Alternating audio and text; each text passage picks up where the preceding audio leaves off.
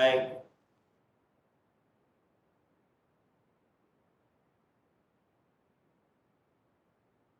Hello sir, चालू करू का? हो सर चालू करा सर. चलो, हाय, गुड आफ्टरनून. चला, आपण पुढे कंटिन्यू करू आता इतिहासाचं लेक्चर. दुपारच्या सेशन मध्ये इतिहासाचं लेक्चर साहजिक आहे, थोडं बोर होईल, पण इम्पॉर्टंट आहे. थोड्या वेळ बोर होईल, परत चालू करू आपण. म्हणजे थोडा फॅक्च्युअल पार्ट संपला त्याच्यानंतर तुम्हाला इतिहासात पण इंटरेस्ट येईल 100%. आपण मगाशी बघितला, मगाशीचे 5 मिनिटात एक फास्ट रिव्हिजन करू. काय काय बघितलं आपण ते. आगमन बघितलं वेगवेगळ्या कंपन्यांचं. भारतात कधी झालं, स्थापना कधी झाली, त्याच्यानंतर त्यांनी भारतात का आले, त्याच्यानंतर त्यांची पहिली वखार स्थापना कुठं झाली. त्यानंतर आपण बघितलं की एक्झॅक्ट त्यांचा किती,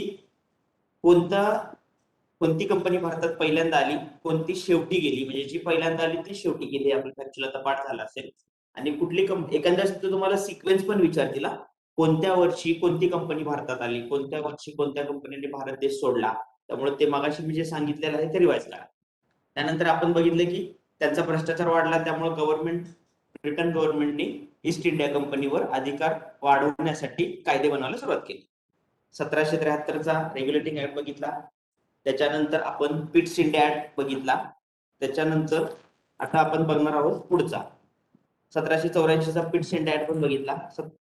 73च्या रेग्युलेशन ऍक्ट मध्ये काय काय महत्वाचे होते मुद्दे, तर सगळ्यात पहिल्यांदा त्यांनी सांगितलं की इथून पुढं आम्ही कंपनीसाठी काहीतरी कायदे बनवेल, जे ऑफिशियली ब्रिटिश गव्हर्नमेंटने डिक्लेअर केले किंवा इथून पुढे आम्ही कायदे बनवणार आहोत. गव्हर्नमेंट करण्यासाठी तर कंपनी कशी चालेल, मग त्यासाठी त्यांनी काय केली की गव्हर्नर जनरलचं एक काउन्सिल बनवलं. ते बघितलं आपण, चौघांचं काउन्सिल. त्यातलं एक जण गव्हर्नर जनरल असेल, बाकीचे 3 गव्हर्नर असतील. त्यानंतर मद्रास आणि मुंबईला त्यांच्या अंडर आणण्यात आलं. त्यानंतर सुप्रीम कोर्टची स्थापना केली 1773. त्यानंतर सुप्रीम कोर्टमध्ये फक्त ब्रिटिश अधिकाऱ्यांचेच कायदे केसेस चालायच्या, हे पण आपण बघितलं. त्यानंतर आपण बघितलं की पिट्स इंडिया ऍक्ट कधीचा, 1784चा. 1784 मध्ये लगेच पिट्स इंडिया ऍक्ट त्याने 9 वर्षात का आणला, 11 वर्षात. पण त्यांनी सांगितलं की 1773 मध्ये जे रेग्युलेशन ऍक्ट मध्ये कमतरता होत्या त्या भरून काढण्यासाठी आम्ही पिट्स इंडिया ऍक्ट आणला. त्यात मग काय काय सांगितलं त्यांनी, की गव्हर्नर जनरलला वेटो पॉवर दिली. वेटो पॉवर काय असते ते पण तुम्हाला मी सांगितलं. त्यानंतर त्यांनी सांगितलं की 2 पॉलिटिकल कंट्रोल करण्यासाठी वेगळी आणि फायनान्शियल कंट्रोल करण्यासाठी अशा 2 कमिट्या बनवल्या.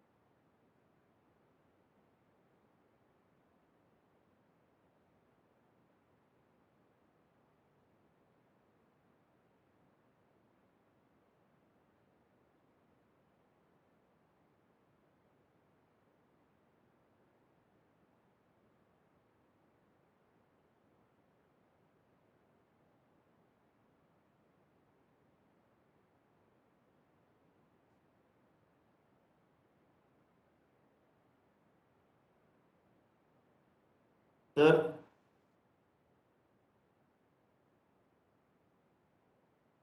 सर, आवाज येतोय का?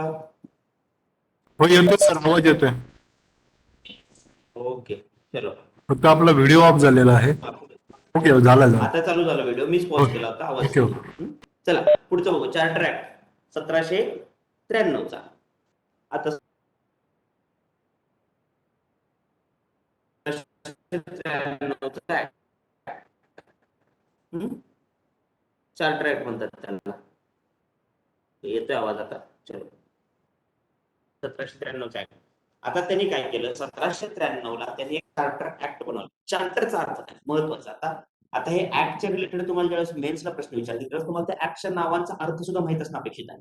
कारण ज्यावेळेस नावांचे अर्थ माहित असतील त्यावेळेस तुम्हाला एक दोन तर पर्याय 100% डिलीट करण्यासाठी युज होतो त्याचा. कारण तुम्हाला रेग्युलेशन हा शब्द आला किंवा आपल्याला 1773चा पहिला ऍक्ट लक्षात येतो. रेग्युलेशन मध्ये आपण काय म्हणतो, काहीतरी त्यांनी रेग्युलेट करण्यासाठी त्यात कायदे टाकले असतील, जसं आपण बघितलं. त्यानंतर आता हा चार्टरच्या शब्दाचा इथे इतिहासाच्या रिलेटेड अर्थ काय येतो माहिती का, रूल्स आणि रेग्युलेशन. रूल्स म्हणजे त्यांनी काय केलं की कंपनीला कंट्रोल करण्यासाठी काहीतरी नियमावली बनण्यासाठी सुरुवात केली.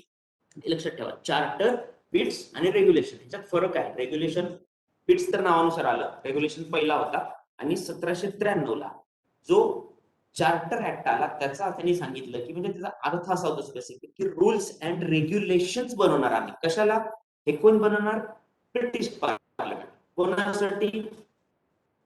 तर कंपनीला रेग्युलेट करण्यासाठी, कंपनीसाठी काहीतरी रूल बनवण्यासाठी. आपण कसं म्हणतो, आता एखादा रूल बनवला आपण समजा, तर एखादा रूल जर आपण बनवलेला असेल तर आपण काय सांगतो, हा रूल आम्ही बनवलाय, या दिवसानंतर ते रूल किती प्रमाणात इम्प्लिमेंट झालाय त्याची आम्ही शहानिशा करणार. तसंच त्यांनी सांगितलं की चार्टर ऍक्ट 1793 ला, की इथून पुढं प्रत्येक 20 वर्षांनी आम्ही कंपनीला रिव्ह्यू करणार. म्हणजे कंपनीचा कारभार कसा चालू आहे, करप्शन किती झालंय, कायद्यात काय बदल करायची गरज आहे, असं स्पेसिफिकली मेन्शन केलं आहे. लक्षात ठेवा, 20 वर्ष. त्यांनी सांगितलं की चार्टर ऍक्ट 1793 ला 20 वर्षानंतर आम्ही प्रत्येक वेळेस कंपनीला रिव्ह्यू करणार. मग इथून पुढे आपल्याला ऍक्ट लक्षात ठेवण्यासाठी मदत होती. कशी मदत होती? 1793 ला चार्टर ऍक्ट आला, 93 नंतर 20 वर्षांनी 1813 ला आला, त्यानंतर 1833 ला आला, 1853 ला आला, त्यानंतर 1857 ची आपली क्रांती झाली. त्याच्यामुळे हा 20 वर्षाचा रूल ब्रेक झाला आणि त्यांना लगेच 1858 चा कायदा करायला लागला. आणि त्यानंतर पुढचे ऍक्ट जे आपण बघू. आलं लक्षात तुम्हाला? हा सिक्वेन्स लक्षात महत्वाचा आहे, किंवा हे शब्द महत्वाचे आहेत. Regulation, पिट्स, charter. चार्टर कधीच आहे? 1793. बरं, तुम्हाला 1793 लक्षात राहत नसेल तरी उलट लक्षात ठेवण्याची मतलब आहे, उलट लक्षात ठेवा. 1853, 1833, 1833, सॉरी 1853, 1833, 1813 आणि 1793 पहिला चार्टर ऍक्ट आला. कशासाठी? रूल्स आणि रेग्युलेशन. आता बघा, यामध्ये त्यांनी काय काय रूल्स बनवले, ह्याच्यात 2-3 मुद्दे महत्वाचे. 1793च्या ह्याच्यामध्ये त्यांनी सांगितलं तुम्हाला एक तर, की बाबा 20 वर्षांनी आम्ही रिव्ह्यू करणार. कशासाठी त्यांनी सांगितलं 20 वर्षाचं रिव्ह्यू? कारण त्यांना कंपनीचा एकाधिकार जो होता भारताच्या व्यापारात तो संपवायचा होता. आणि तो सडन संपू शकत नव्हते. ते सडन का संपू शकत नव्हते? तर त्यांना कंपनी तेवढी रिव्ह्यू देत होती, आणि जरी सडन संपवला तर ब्रिटिश पार्लमेंट एवढं सक्षम नव्हतं की ते भारताचा व्यापार पूर्ण हातात घेऊन चालवेल. कारण व्यापारीच होते जे त्यांना तिथे फंड पुरत होते, किंवा त्यामुळे त्यांनी सांगितले की आम्ही टप्प्याटप्प्याने रिव्ह्यू करत राहू, जी बाजू आम्हाला योग्य वाटत नाही ती आमच्या ताब्यात घेत राहू, असं ब्रिटिश पार्लमेंटने कायदा पारित केला. तर आणि या कायद्याने काय झालं, सगळ्यात पहिल्यांदा ह्या कायद्याने झालं काय, तर सगळ्यात महत्वाचं, ब्रिटिश कंपनीची पॉवर कमी होत गेली. एखादी शायर त्यांचं जो होतं मोनोपली, ते ब्रिटिश कंपनीची कमी कमी होत गेली. त्यानंतर अजून त्यांनी ह्याच्यात या चार्टर ऍक्ट 1793 मध्ये त्यांनी स्पेसिफिकली काय सांगितलं, की मगाशी तुम्हाला ते सांगितलं मी, बोर्ड ऑफ कंट्रोल हा, याचे जो कर्मचारी होते यांचा पगार पण कंपनीनेच द्यायचा, असं पण त्यांनी सांगितलं. आधी त्यांनी सांगितलं नव्हतं की बोर्ड ऑफ कंट्रोलचा पगार कोण द्यायचा किंवा ब्रिटिश गव्हर्नमेंट द्यायचं. पण याच्यात त्यांनी स्पेसिफिकली मेन्शन केलं की बोर्ड ऑफ कंट्रोल यांचा पगार सुद्धा कंपनी देणार. म्हणजे आता बघा, कंपनीवर त्यांनी त्यांचे रूल्स, अधिकार ब्रिटिश पार्लमेंट कशी वाढवत चालली. आपण काय बघतोय, चार्टर ऍक्ट 1793चा. त्यात 2-3 महत्वाचे काय, त्यांनी काय सांगितलं की बोर्ड ऑफ कंट्रोलचे जे, आता बोर्ड ऑफ कंट्रोलचा पगार कोण देणार? कंपनी.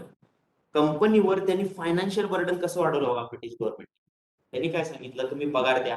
दुसरी गोष्ट त्यांनी सांगितलं की तुमचे जे कर्मचारी आहेत त्यांचा पगार तर तुम्हालाच द्यावा लागला, त्यात तर काय प्रश्नच नाहीये. कोणाचा? कंपनी, ईस्ट इंडिया कंपनीचा. आणि तिसरी त्यांनी अजून एक ऍड केलं की ब्रिटिश गव्हर्नमेंटला ईस्ट इंडिया कंपनी दरवर्षी 5 लाख रुपये देणगी देईल. आलं का लक्षात? म्हणजे ह्या 3 गोष्टी 1793च्या चार्टर ऍक्टच्या महत्वाच्या. कुठल्या? Financial related. एक तर बोर्ड ऑफ कंट्रोलचा पगार त्यांनी देणार, दुसरं 20 वर्षांनी, प्रत्येक 20 वर्षांनी रिव्ह्यू करण्यात येईल, आणि तिसरं 5 लाख रुपयाची देणगी ही ब्रिटिश गव्हर्नमेंटला ईस्ट इंडिया कंपनी दरवर्षी वार्षिकी देईल. टॅक्स नाही, हा तो वेगळा, हे देणं कंपल्सरी केलं. असे ईस्ट इंडिया कंपनीवर रेग्युलेशन वाढले. झालं. 1793चा चार्टर ऍक्ट एवढा महत्वाचा. चार्टरचा अर्थ तुम्हाला सांगितला, ओके. आता त्यात 20 वर्षांनी रिव्ह्यू 1793 झाल्यानंतर आता कुठलं येणार पुढचं? 1793 नंतर येणार 1813. 1813चा चार्टर ऍक्ट. आता तो ऍक्ट जरा महत्वाचा आहे. 1813चा चार्टर ऍक्ट. 1813चा चार्टर ऍक्ट का महत्वाचा आहे? कारण त्यात कसं झालं, 1813चा चार्टर ऍक्ट का महत्वाचा आहे? कारण त्याच्यात असं झालं की बाबा त्यांनी सांगितलं इथून पुढं ईस्ट इंडिया कंपनी हे कोणासोबत आणि कुठल्या बाबतीत व्यापार करेल हे ब्रिटिश गव्हर्नमेंट ठरवेल. आतापर्यंत त्यांनी तसं सांगितलं नव्हतं. आतापर्यंत त्यांनी मुभा दिली की तुम्ही चायनासोबत व्यापार करा, तुम्ही म्यानमार सोबत करा, तुम्ही साऊथ आफ्रिकेत करा, तुम्ही कुठेही करा. ईस्ट इंडिया कंपनीला ब्रिटिशांनी मुभा दिली आणि कशाचा पण करा, मसाल्याचा करा, चायचं करा, ओपियमचा, गांजाचा करा, कशाचाही करा, याला काही रेस्ट्रिक्शन नव्हते. पण त्यांनी 1813 साली रेस्ट्रिक्शन टाकले की इथून पुढे आम्ही ठरवणार, म्हणजे कोण ब्रिटिश पार्लमेंट ठरवणार की ईस्ट इंडिया कंपनी कोणासोबत आणि कशाचा व्यापार करा. त्यामुळे हा ऍक्ट 1813चा खूप महत्वाचा आहे. आता ह्याला तिथली राजनैतिक बदल पण पारलं ब्रिटन मधली महत्वाची होती, किंवा तिथल्या बाकीचे जे तिथले बिझनेसमॅन होते. आता परत तुम्हाला एक बॅकग्राऊंड सांगतो लक्षात राखण्यासाठी. 1813च का? आधीच्या इंडस्ट्रियल ऍक्ट मध्ये, चार्टर ऍक्ट मध्ये किंवा नंतरच्या चार्टर ऍक्ट मध्ये हा का करण्यात आला नाही? एक तुम्हाला एक हिस्ट्री सांगतो, म्हणजे जेणेकरून तुम्हाला 1813च का हे लक्षात राहील. आता बघा, इंडस्ट्रियल रिव्हॉल्युशन. इंडस्ट्रियल रिव्हॉल्युशन म्हणजे काय? औद्योगिक क्रांती. औद्योगिक क्रांती कुठे आली? ब्रिटनमध्ये आली, युरोपमध्ये आली. सुरुवात ब्रिटनपासून. हे तर बरोबर मान्य सगळ्यांना? ओके. त्याच्यानंतर कसं झालं, औद्योगिक क्रांती 1813ला तिथून सुरू झाल्यानंतर 1800च्या सुरुवातीच्या काळात, कधी लक्षात घ्या, 1800च्या सुरुवातीच्या काळात इंडस्ट्री साठी जी मशिनरी लागणार होते त्याचं प्रोडक्शन खूप वाढलं. त्याच्यामुळं मशिनरी चीप होत गेला, म्हणजे स्वस्त होत गेला. मशिनरी आधी होत्या, पण त्या आधी मशिनरी कशा होत्या की महाग होत्या, कारण त्याचं प्रोडक्शन कमी होत होतं. 1800च्या काळात मशिनरीचं प्रोडक्शन खूप वाढलं, त्याच्यामुळे इंडस्ट्रियल रिव्हॉल्युशन खूप फास्ट झालं युरोपमध्ये. मग युरोपवाल्यांना अजून मार्केट पाहिजे होतं युरोपच्या व्यापाऱ्यांना, आणि आणि भारतावर फक्त ईस्ट इंडिया कंपनीचा अधिकार होता. आणि ईस्ट इंडिया कंपनी हे ब्रिटिश नव्हता पूर्ण. तिथं बाकीच्या पण कंपनी होत्या, बाकीचे पण व्यापारी होते की त्यांना भारतात व्यापार करायचा. मग तिथल्या व्यापाऱ्यांनी, जे ईस्ट इंडिया कंपनीत नव्हते, त्यांनी तिथल्या ब्रिटिश पार्लमेंटवर दबाव आणायला चालू केला की आम्हाला पण भारत ओपन करून द्या, मार्केट करण्यासाठी, व्यवहार करण्यासाठी, व्यापार करण्यासाठी. कारण आमच्याकडे पण प्रोडक्शन खूप होते, आमच्याकडे पण इंडस्ट्रीचं प्रोडक्शन खूप होते, आम्हाला पण कच्च्या मालाची गरज आहे. मग याच्या दबावामुळं, त्या लक्षात ठेवा, स्पेसिफिक तुम्हाला मी कधीच सांगितलं काळ 1800च्या सुरुवातीचा इंडस्ट्रियल रिव्हॉल्युशन, औद्योगिक क्रांती त्यावेळेस पीकला झाली, खूप जोरात चालू झाली. त्याच्या अशा या सिक्वेन्समुळं 1813ला खूप मोठ्या प्रमाणात कंपनीवर नियम आणण्यात आले.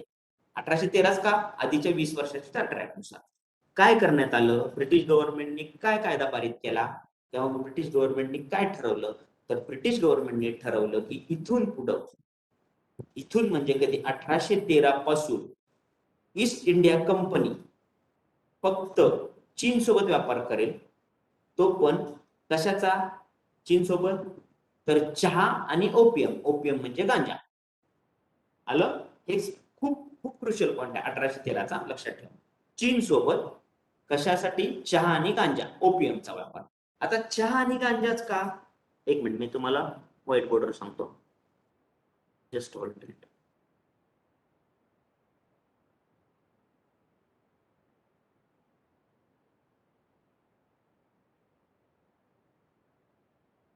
हे व्हाईट बोर्ड येत नाहीये, असू द्या, चला असं सांगतो, लक्षात ठेवा. बघा, आता आपल्याला माहिती चहा, आता आपल्याला जी सवय आहे, हा आवाज स्लो, मीच हळू बोलत होतो, आताच येईल जोरात. आपल्याला चहाची सवय आहे, आपल्याला खूप माहिती. तशीच इंग्रजांना चहाची खूप आवड होती, त्यामुळे इंग्रज काय करायचे, आता मी तुम्हाला हे स्पेसिफिक रिझन सांगतोय की चहा, चीन आणि ओपियम म्हणजे गांजा, या तिघांचा संबंध काय, हे तीनच का ठेवण्यात आले ईस्ट इंडिया कंपनीकडे ब्रिटिशद्वारे? तर लक्षात ठेवा, का बरं? ब्रिटिशांच्या लोकांना चहाची खूप सवय होती, चहा खूप पित होते, त्यामुळे ते काय करायचे, चायनामधून इंग्लंडला चहा खूप एक्सपोर्ट व्हायचा, खूप चहा जायचा, किंवा भारतात थोडाफार येत होते ब्रिटिश, ते घ्यायचे, पण खूप चहा जायचा तो चायनातून कुठे जायचा, इंग्लंडमध्ये. मग त्यांनी काय ठरवलं, ब्रिटिश ईस्ट इंडिया कंपनीने काय ठरवलं की, आणि चायनाला त्याच्याबद्दल त्यांना पैसे द्यावे लागायचे, किंवा जो त्यांचा आहे रुपीज चलन जे होतं ब्रिटिशचं ते चायनाला द्यायचे ते. मग त्यांनी काय ठरवलं, मध्य मार्ग काढला. म्हणजे त्यांनी काय केलं, चायनाला कशाची डिमांड आहे असं त्यांनी ओळखलं. त्यांना लक्षात आलं की चायनामध्ये गांजाची डिमांड वाढू शकते, किंवा तिथल्या लोकांना त्याची सवय लागलेली आहे, ओपियम. मग त्यांनी काय केलं, ईस्ट इंडिया कंपनीने भारतामध्ये ओपियमचं प्रोडक्शन वाढवलं. कुठं, भारतात, फेवरेबल वातावरण असल्यामुळे आणि चायनाच्या जवळ असल्यामुळे. आणि त्यांनी त्याच्यानंतर तो ओपियम चायनाला एक्सपोर्ट करायला चालू केला, आणि चायनातून त्याच्या बदल्यात चहा इंग्लंडला चालला. आलं लक्षात? 1813ला चहा, चायना आणि ओपियम या तिघांचा संबंध आहे. ट्रँगल काय आहे हा, म्हणजे इंग्लंडला चहा मिळाला फुकट, कारण प्रोडक्शन कुठं होतं ओपियमचं, भारतात. आणि चायनाला चहाच्या बदल्यात ओपियम द्यायचं, म्हणजे गांजा द्यायचं. म्हणजे भारताला यात काहीच राहिलं नाही. भारतातल्या शेतकऱ्यांना नाम मात्र काय असेल ते मिळायचं. फक्त ह्याचा फायदा कोणाला झाला, चायना आणि इंग्लंड दोघांना त्यांच्या व्यवहार झाला. भारताची फक्त आर्थिक पिळवणूक झाली. आलं लक्षात? 1813 साठी हे एक महत्वाचं आपलं. काय लक्षात आलं 1813चं? हा मी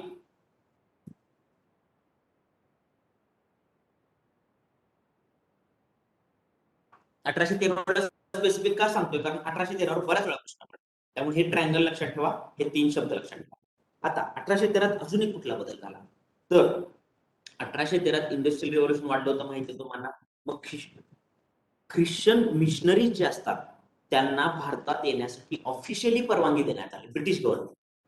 एक महत्वाचं लक्षात ठेवा, 1813 मध्ये ख्रिश्चन मिशनरीज जे आहेत त्यांना भारतात येण्यासाठी, ख्रिश्चन धर्माचा प्रचार करण्यासाठी कोणत्या कायद्यानुसार परवानगी देण्यात आली, तर 1813. आलं? हे लक्षात ठेवा. का बरं याच वेळेस का, परत तोच मी सांगितलेलं लिंक थोडं परत अजून रिफ्रेश करा. इंडस्ट्रियल रिव्होल्यूशन वाढलं, त्यांना इथं त्यांचे मार्केट वाढवायचं होतं, त्यांचे जे प्रोडक्शन आहे ते इथं खपवायचं होतं. जर इथले लोक जर थोडे ख्रिश्चन जास्त झाले तर तिथं जे प्रोडक्शन बनत आहे त्याचं खप भारतात वाढेल, इथं डिमांड वाढेल, त्याचा फायदा त्यांना होईल. ट्रेन थेरी, परत ट्रेन थेरी म्हणजे काय, इथला पैसा तिकडे जाणे, हे परत जास्त ह्याच्यात होईल. त्यामुळे हा जो ऍक्ट पास करण्यात आला, हा काय फक्त त्या कंपनीवर रेग्युलेशनसाठी नव्हता, तर पूर्ण विचार करून, सगळा बिझनेस माइंडने विचार करून हा ऍक्ट पास करण्यात आला, की भारतातच इंग्लंड मधले जे प्रोडक्ट बनतात त्याच्यासाठीचे कस्टमर वाढवणे. कसे वाढवणे, तर त्यांना ख्रिश्चन मिशनरीजद्वारे ख्रिश्चन शिक्षण देणे, त्यांना ख्रिश्चन धर्माचा प्रचार करणे, त्यांच्यात ख्रिश्चन धर्म रुजवणे, जेणेकरून त्यांच्या लाईफस्टाईल तिकडच्या सारख्या होतील आणि त्या प्रोडक्शनचं इकडं डिमांड वाढेल. हे कधी करण्यात आलं त्यांनी, 1813ला. आता बघा, अजून 1813 त्यांनी अजून एक गोष्ट केली. अजून कुठली गोष्ट केली, यालाच सपोर्ट केलं. त्यांनी सांगितलं की भारतामध्ये शिक्षणासाठी 1,00,000 रुपये ठेवण्यात आले. त्या काळी 1,00,000 म्हणजे खूप मोठी गोष्ट आहे. त्यांनी सांगितलं त्या कायद्यात की भारतामध्ये शैक्षणिक वाढ होण्यासाठी 1,00,000 रुपये निधी वेगळी ठेवण्यात येईल, असं ब्रिटिशने ह्या मध्ये सांगितलं. ब्रिटिश गव्हर्नमेंटने, कोणत्या ऍक्टचा, ह्याचा आपला काही ईस्ट इंडिया कंपनी नाहीये, ब्रिटिश गव्हर्नमेंटने सांगितलं की शिक्षणासाठी 1,00,000 रुपये आम्ही बाजूला ठेवू. आता परत तेच, शिक्षण कोणाला देणार, इथल्या लोकांना देणार. इथल्या लोकांना शिक्षण इंग्लिश मधून देणार. इंग्लिश मधून देणार म्हणजे मिशनरीज देणार. मिशनरीज देणार म्हणजे लोकांची डिमांड वाढणार म्हणजे परत तिकडचा माल भारतात जास्त खपणार आणि परत त्यांना फायदा. हा एक पूर्ण व्यापारी सायकल होती. हे आलं लक्षात? म्हणजे 1813च्या आता फास्ट होत नाहीये ना, चॅट मध्ये सांगा. मग अशी कोणीतरी म्हणलं होतं फास्ट होतंय, आता फास्ट होत नाहीये ना? ओके, आलो 1813चा ऍक्ट. ह्या 3-4 गोष्टी 1813च्या ऍक्टच्या महत्वाच्या. अजून एक, याच वेळेस आता बघा, आपल्यात पण धार्मिक सुधारणांची आणि सामाजिक सुधारणांची भारतात खूप जोरात सुरुवात कधी झाली, आपल्या इतिहास आठवा. ब्राह्मो समाजची स्थापना कधी झाली, प्रार्थना समाजची स्थापना कधी झाली, 1775 ते 1823, 1818, 1808. हाच पिरियड आहे तो, लक्षात ठेवा. इंडस्ट्रियल रिव्होल्यूशन होण्यामागे त्याला भारतात कोणता सपोर्ट मिळाला त्यामागे 1813चा ऍक्ट करण्यामागे, पास करण्यामागे ह्या सगळ्या ब्रिटिश गव्हर्नमेंटची हे कारणं होती. त्याच वेळेस भारतात सामाजिक आणि धार्मिक सुधारणांना पण जोरात सुरुवात झाली होती. सामाजिक सुधारणा, धार्मिक सुधारणा सुरुवात म्हणजे काय? सामाजिक सुधारणा म्हणजे काय त्या काळात? सामाजिक सुधारणा म्हणजे लोकांची राहणी थोडी उच्च दर्जाची व्हायला लागली. उच्च दर्जाची म्हणजे काय त्या लेवल त्या काळात? ब्रिटिशांसारखी व्हायला लागली होती. ब्रिटिशांसारखी व्हायला लागली होती म्हणजे काय? ख्रिश्चन मिशनरींचं काम करत होते. त्यासाठी त्यांना शिक्षणासाठी पैसे ठेवण्यात आले होते. सिंपल, सगळे एकमेकांना लिंक आहेत लॉजिक. 1813 हे सगळ्या गोष्टी लिंक आहेत. समजलं? ओके. हा 1813चा ऍक्ट झाला. आता पुढच्या ऍक्टकडे जाऊ. कुठला येणार परत 1813 नंतर? 1833चा ऍक्ट, चार्टर ऍक्ट. बरोबर? 20 वर्षांनी तुम्हाला सांगितलं होतं. आता 20 वर्षांनी 1833चा चार्टर ऍक्ट. 1833चा चार्टर ऍक्ट काय सांगितलं त्यांनी? 13 तर खूप महत्वाचं काम झालं. मग त्यांनी ब्रिटिश पार्लमेंटने सांगितलं की इथून पुढे चीन सोबत जो व्यापार आहे, अधिकार ईस्ट इंडिया कंपनीचा चीन सोबत कशाचा होता? चहा आणि ओपियम हे दोन्ही अधिकार काढून घेण्यात आले. बघा, लक्षात ठेवा.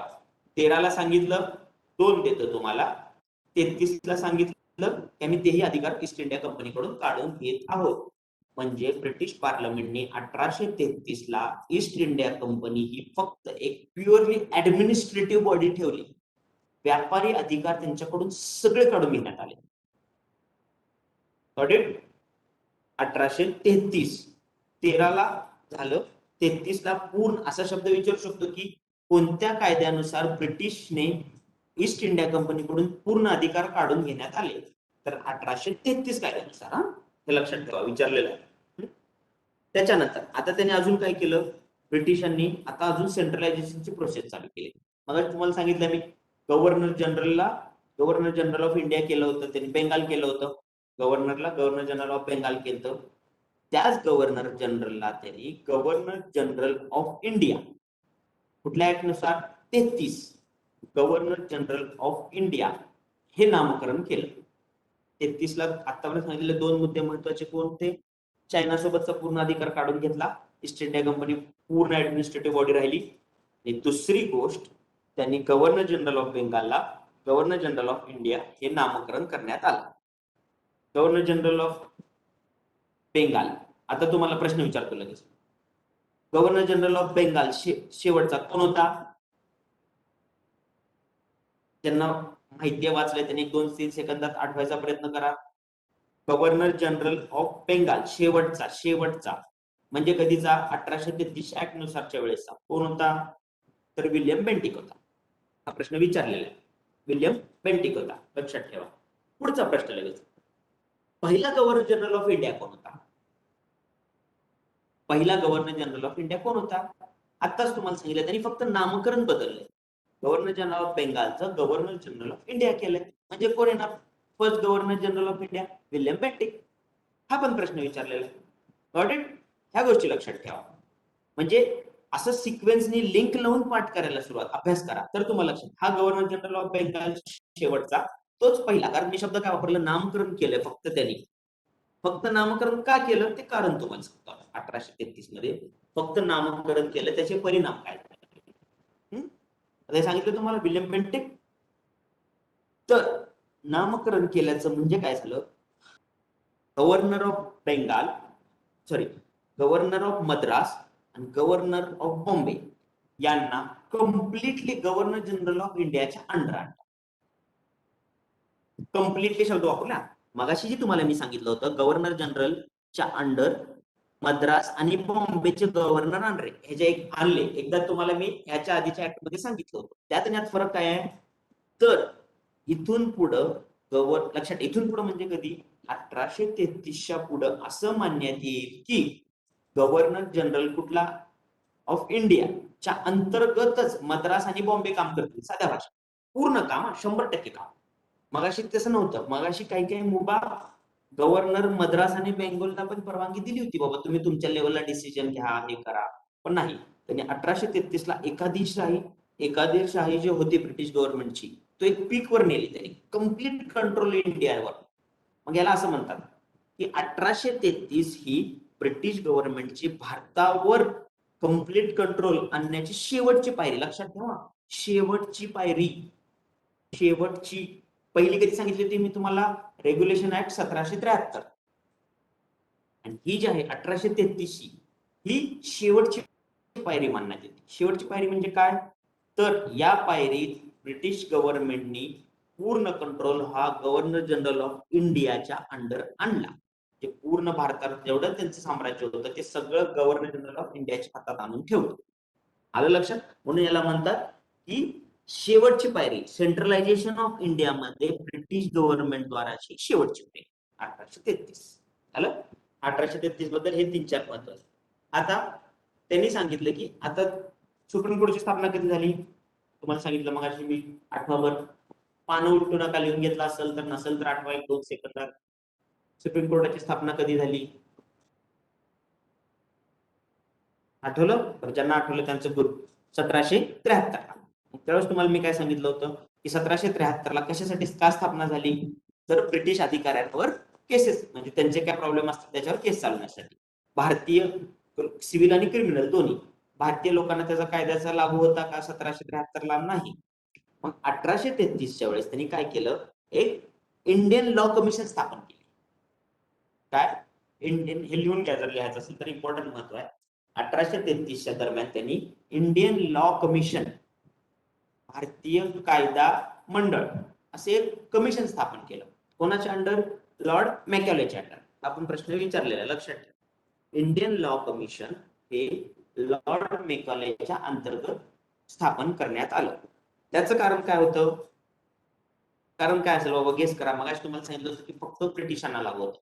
साहजिकच आहे की भारताचे जे कायदे आहेत, म्हणजे इथला हिंदू समाज हिंदू चालीनुसार चालत होता, मुस्लिम समाज मुस्लिम रुल्स नुसार चालत होता. मग ही जी कमिटी स्थापन केली, या कमिटीने भारतीय कायद्याचा जी चालीरीती आहेत त्यांचा अभ्यास सुरू केला. कारण काय? तर त्यांना भारतीय जनतेला एका लॉच्या अंडर आणायचं होतं, जो की लॉ आता फक्त कोणाला लागू होता? ब्रिटिश गव्हर्नमेंट, ब्रिटिश मधील लोकांना, कंपनीच्या, ईस्ट इंडिया कंपनीची. त्यासाठी यांनी लॉ कमिशन स्थापन केले आणि भारतीय कायद्याचा अभ्यास सुरू केला. लॉ कमिशन कोणाच्या अंतर्गत? लक्षात ठेवा, लॉर्ड मॅकॉले. प्रश्न विचारलेला आहे, हा लक्षात ठेवा. आपण 1833 मध्ये आहोत. 1833 मधले 2-3 मुद्दे बघितले, कमिशनची स्थापना बघितली. आता 1833 मधला पुढचा मुद्दा. 1833 मधला पुढचा मुद्दा काय माहिती का? की सरकारी जे अधिकारी होते ब्रिटिश गव्हर्नमेंटचे भारतात होणारे, त्यांना फक्त ब्रिटिश लोकच इलिजिबल होते आतापर्यंत. आतापर्यंत भारतात जे आताच्या भाषेत सांगायचं तर जे IAS, IPS किंवा जे शासक होते, तर ऍडमिनिस्ट्रेटर ऑफिसर होते, त्यांना फक्त ब्रिटिश जे आहेत जन्मानी त्यांनाच परवानगी होती. 1833 मध्ये त्यांनी सांगितलं की या पदासाठी आम्ही भारतीयांना पण अलाउ करत आहोत. समजलं? 1833 आणि 1813 खूप महत्वाचं आहे. त्यात कन्फ्युजन होतं, त्यामुळे ह्याला नीट समजून घ्या. त्यासाठी मी ह्याला एवढा वेळ देतोय, लक्षात घ्या. 1813 आणि 1833 ला मी एवढा वेळ का देतोय? कारण ह्याच्यात प्रश्न विचारतात आणि ऑप्शन बघितले की काही ना काही कन्फ्युजन वाढतं. त्यासाठी मी तुम्हाला एवढा वेळ देतो. चला 1833. कोणाला काही प्रॉब्लेम असेल किंवा समजत नसेल किंवा फास्ट होत असेल तर थोड्या वेळ चॅट बॉक्स मध्ये मला मेसेज करा. थोड्या वेळानंतर मी तुम्हाला अनम्यूट करेन, त्यावेळेस सगळेजण मला प्रश्न काय विचारायचे ते विचारू शकतो. आता काय वाटत असेल इश्यू तर आवाजाचा, स्पीडचा किंवा काहीतरी, तर चॅट बॉक्स मध्ये मेसेज करा. चालेल. चला 1833 मध्ये 1833 चे कुठले कुठले फास्ट महत्वाचे तुम्हाला सांगितले मी. चीन सोबतचा एकादेशाही पूर्ण संपला सगळा व्यापार. East India company is truly administrative body now. Administrative म्हणजे काय? फक्त कार्यवाही करणार त्यांनी. पॉलिटिकल किंवा कोणासोबत काय संधी करायची ह्या त्यांच्यात काही अधिकार राहिलेला नव्हता. दुसरं, बंगालच्या गव्हर्नर जनरलला गव्हर्नर जनरल ऑफ इंडिया नाव दिलं. दोन्ही कोण होतं? गव्हर्नर जनरल शेवटचा बेंगालचा आणि गव्हर्नर जनरल ऑफ इंडिया पहिला कोण होतं? विल्यम बेंटिक होता. हे पण आपण बघितलं. त्याच्यानंतर तुम्हाला सांगितलं की बॉम्बे आणि मद्रास गव्हर्नर जनरल ऑफ इंडियाच्या अंडर आणलं कम्प्लिटली. त्यानंतर सांगितलं की शेवटची पायरी होती कशाची? ब्रिटिश गव्हर्नमेंटची भारतामध्ये सेंट्रलायझेशन करण्याची, म्हणजे पॉवर एका हातात एक गट्टा करण्याची. त्यानंतर इंडियन लॉ कमिशन सांगितलं तुम्हाला, लॉर्ड मेकॉलेच्या अंडर बसवलं, कशासाठी ते पण सांगितलं. झालं. 1833 चा हा एवढ्या महत्वाच्या मुद्दे आहे. आलं. 1833. आता 20 वर्ष काय येणार मग 1853. ओके. 1820 वर्षच का, कोणत्या कायद्यानुसार, त्या कायद्याचं नाव काय, हे सगळं तुम्हाला मगाशी मी पहिल्या ह्याच्यात सांगितलंय. आता आपण कुठं जाऊ आता 1853.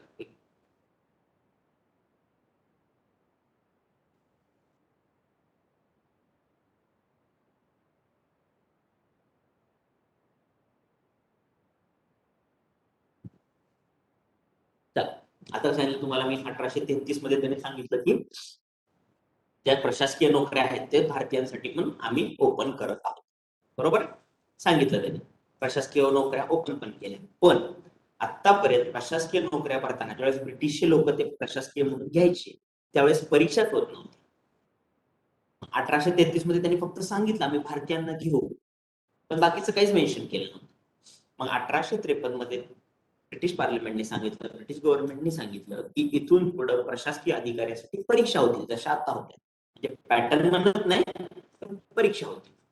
1853 मध्ये ते सांगितलं की इथून पुढे सिव्हिल सर्व्हिस साठी परीक्षा होतील. भारतीय आणि इंग्लंड मधील जे इलिजिबल विद्यार्थी आहेत सगळे बसण्यासाठी पात्र राहतील, असं त्यांनी सांगितलं. फक्त त्यात त्यांनी पण अजून त्यांच्यासाठी थोडा एज ठेवला ब्रिटिश लोकांसाठी. कशासाठी? वयोमर्यादा खूप कमी ठेवली. दुसरी गोष्ट, परीक्षा इंग्लंडला द्यायला जावं लागायची. हे म्हणजे त्यात त्यांनी तसे लूपहोल्स ठेवलेच, जेणेकरून भारतीय जास्त परीक्षेलाच बसू शकू नये. हा त्यांचं टार्गेट होतं. फक्त त्यांना जगाला दाखवायचं होतं, तिथल्या जे लोक विरोध करतात त्यांना दाखवायचं होतं की आम्ही भारतीयांसाठी पण काम करतोय. ह्यासाठी त्यांनी 1853 ना, आता आपण 1853 ला बोलतोय, 1853 साठी बोलतोय. 1853 मध्ये त्यांनी काय सांगितलं की एक्झाम होईल. तर त्यांनी आधीच्या 33 मध्ये काय सांगितलं की भारतीयांना आम्ही अधिकारी म्हणून घेऊ, आणि 1853 मध्ये सांगितलं की एक्झाम होईल. ब्रिटन मध्ये होईल, एवढं वय राहील, ते वय राहील, ते काय एवढे. हे या दोन्हीतला 33 आणि 53 मधला फरक. त्याच्यानंतर त्यांनी सांगितलं 1853 मध्ये की इथून पुढं कायदेकारी मंडळ आणि कार्यकारी मंडळ हे दोन्ही वेगवेगळे असतील. आता लक्षात द्या, तुम्ही कायदेकारी मंडळ आणि कार्यकारी मंडळ माहितीये का तुम्हाला? कमेंट बॉक्स मध्ये सांगा, तर मी पुढे जातो. नाही तर मग मी लगेच कायदेकारी आणि कार्यकारी मंडळ 1-2 मिनिटात तुम्हाला एक्सप्लेन करतो. कारण ते सांगितल्याशिवाय तुम्हाला पुढचं कळणार नाही.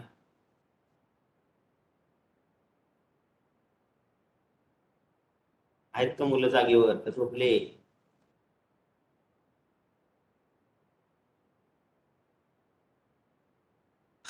ओके.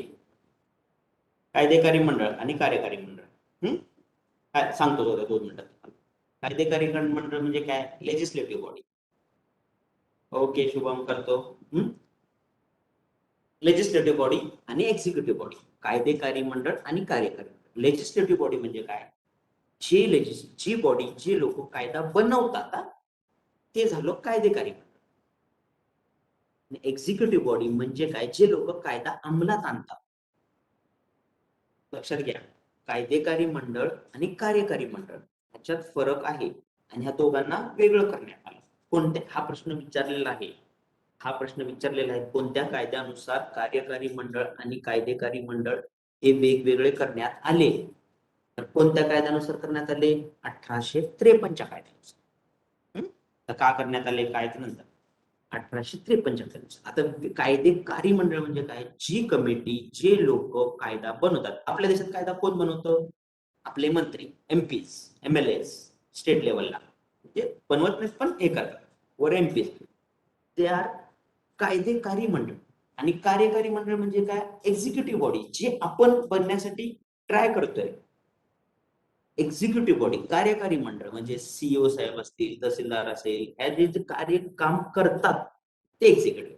मग 1853 साली त्यांनी सांगितले की कायदे बनवणारे आणि ते करणारे हे दोन वेगळे. आधी कसं होतं? त्यांनीच कायदे बनवणार आणि त्यांनीच काम करणार. मग त्याचा जास्त इम्पॅक्ट होत नव्हता, आउटपुट मिळत नव्हता, काहीच येत नव्हतं. म्हणून त्यांनी सांगितलं की अजून आम्ही क्लिअर करतो, हे वेगळे ते वेगळे. हे लक्षात ठेवा, हा प्रश्न विचारला होता. कायदेकारी मंडळ आणि कार्यकारी मंडळ मधला डिफरन्स कळाला? ओके. पॉलिटीमध्ये अजून क्लिअर कळेल तुम्हाला. पॉलिटिक्सचे सगळं सांगतील कोण असतील. हे झालं आपलं 1853. इथपर्यंत सगळ्यांना कळालं? सगळ्यांना कळालं इथपर्यंत? ओके, सांगा मला कमेंट बॉक्स मध्ये थोडे 15-20 सेकंदात, म्हणजे मी पुढे जातो. ओके,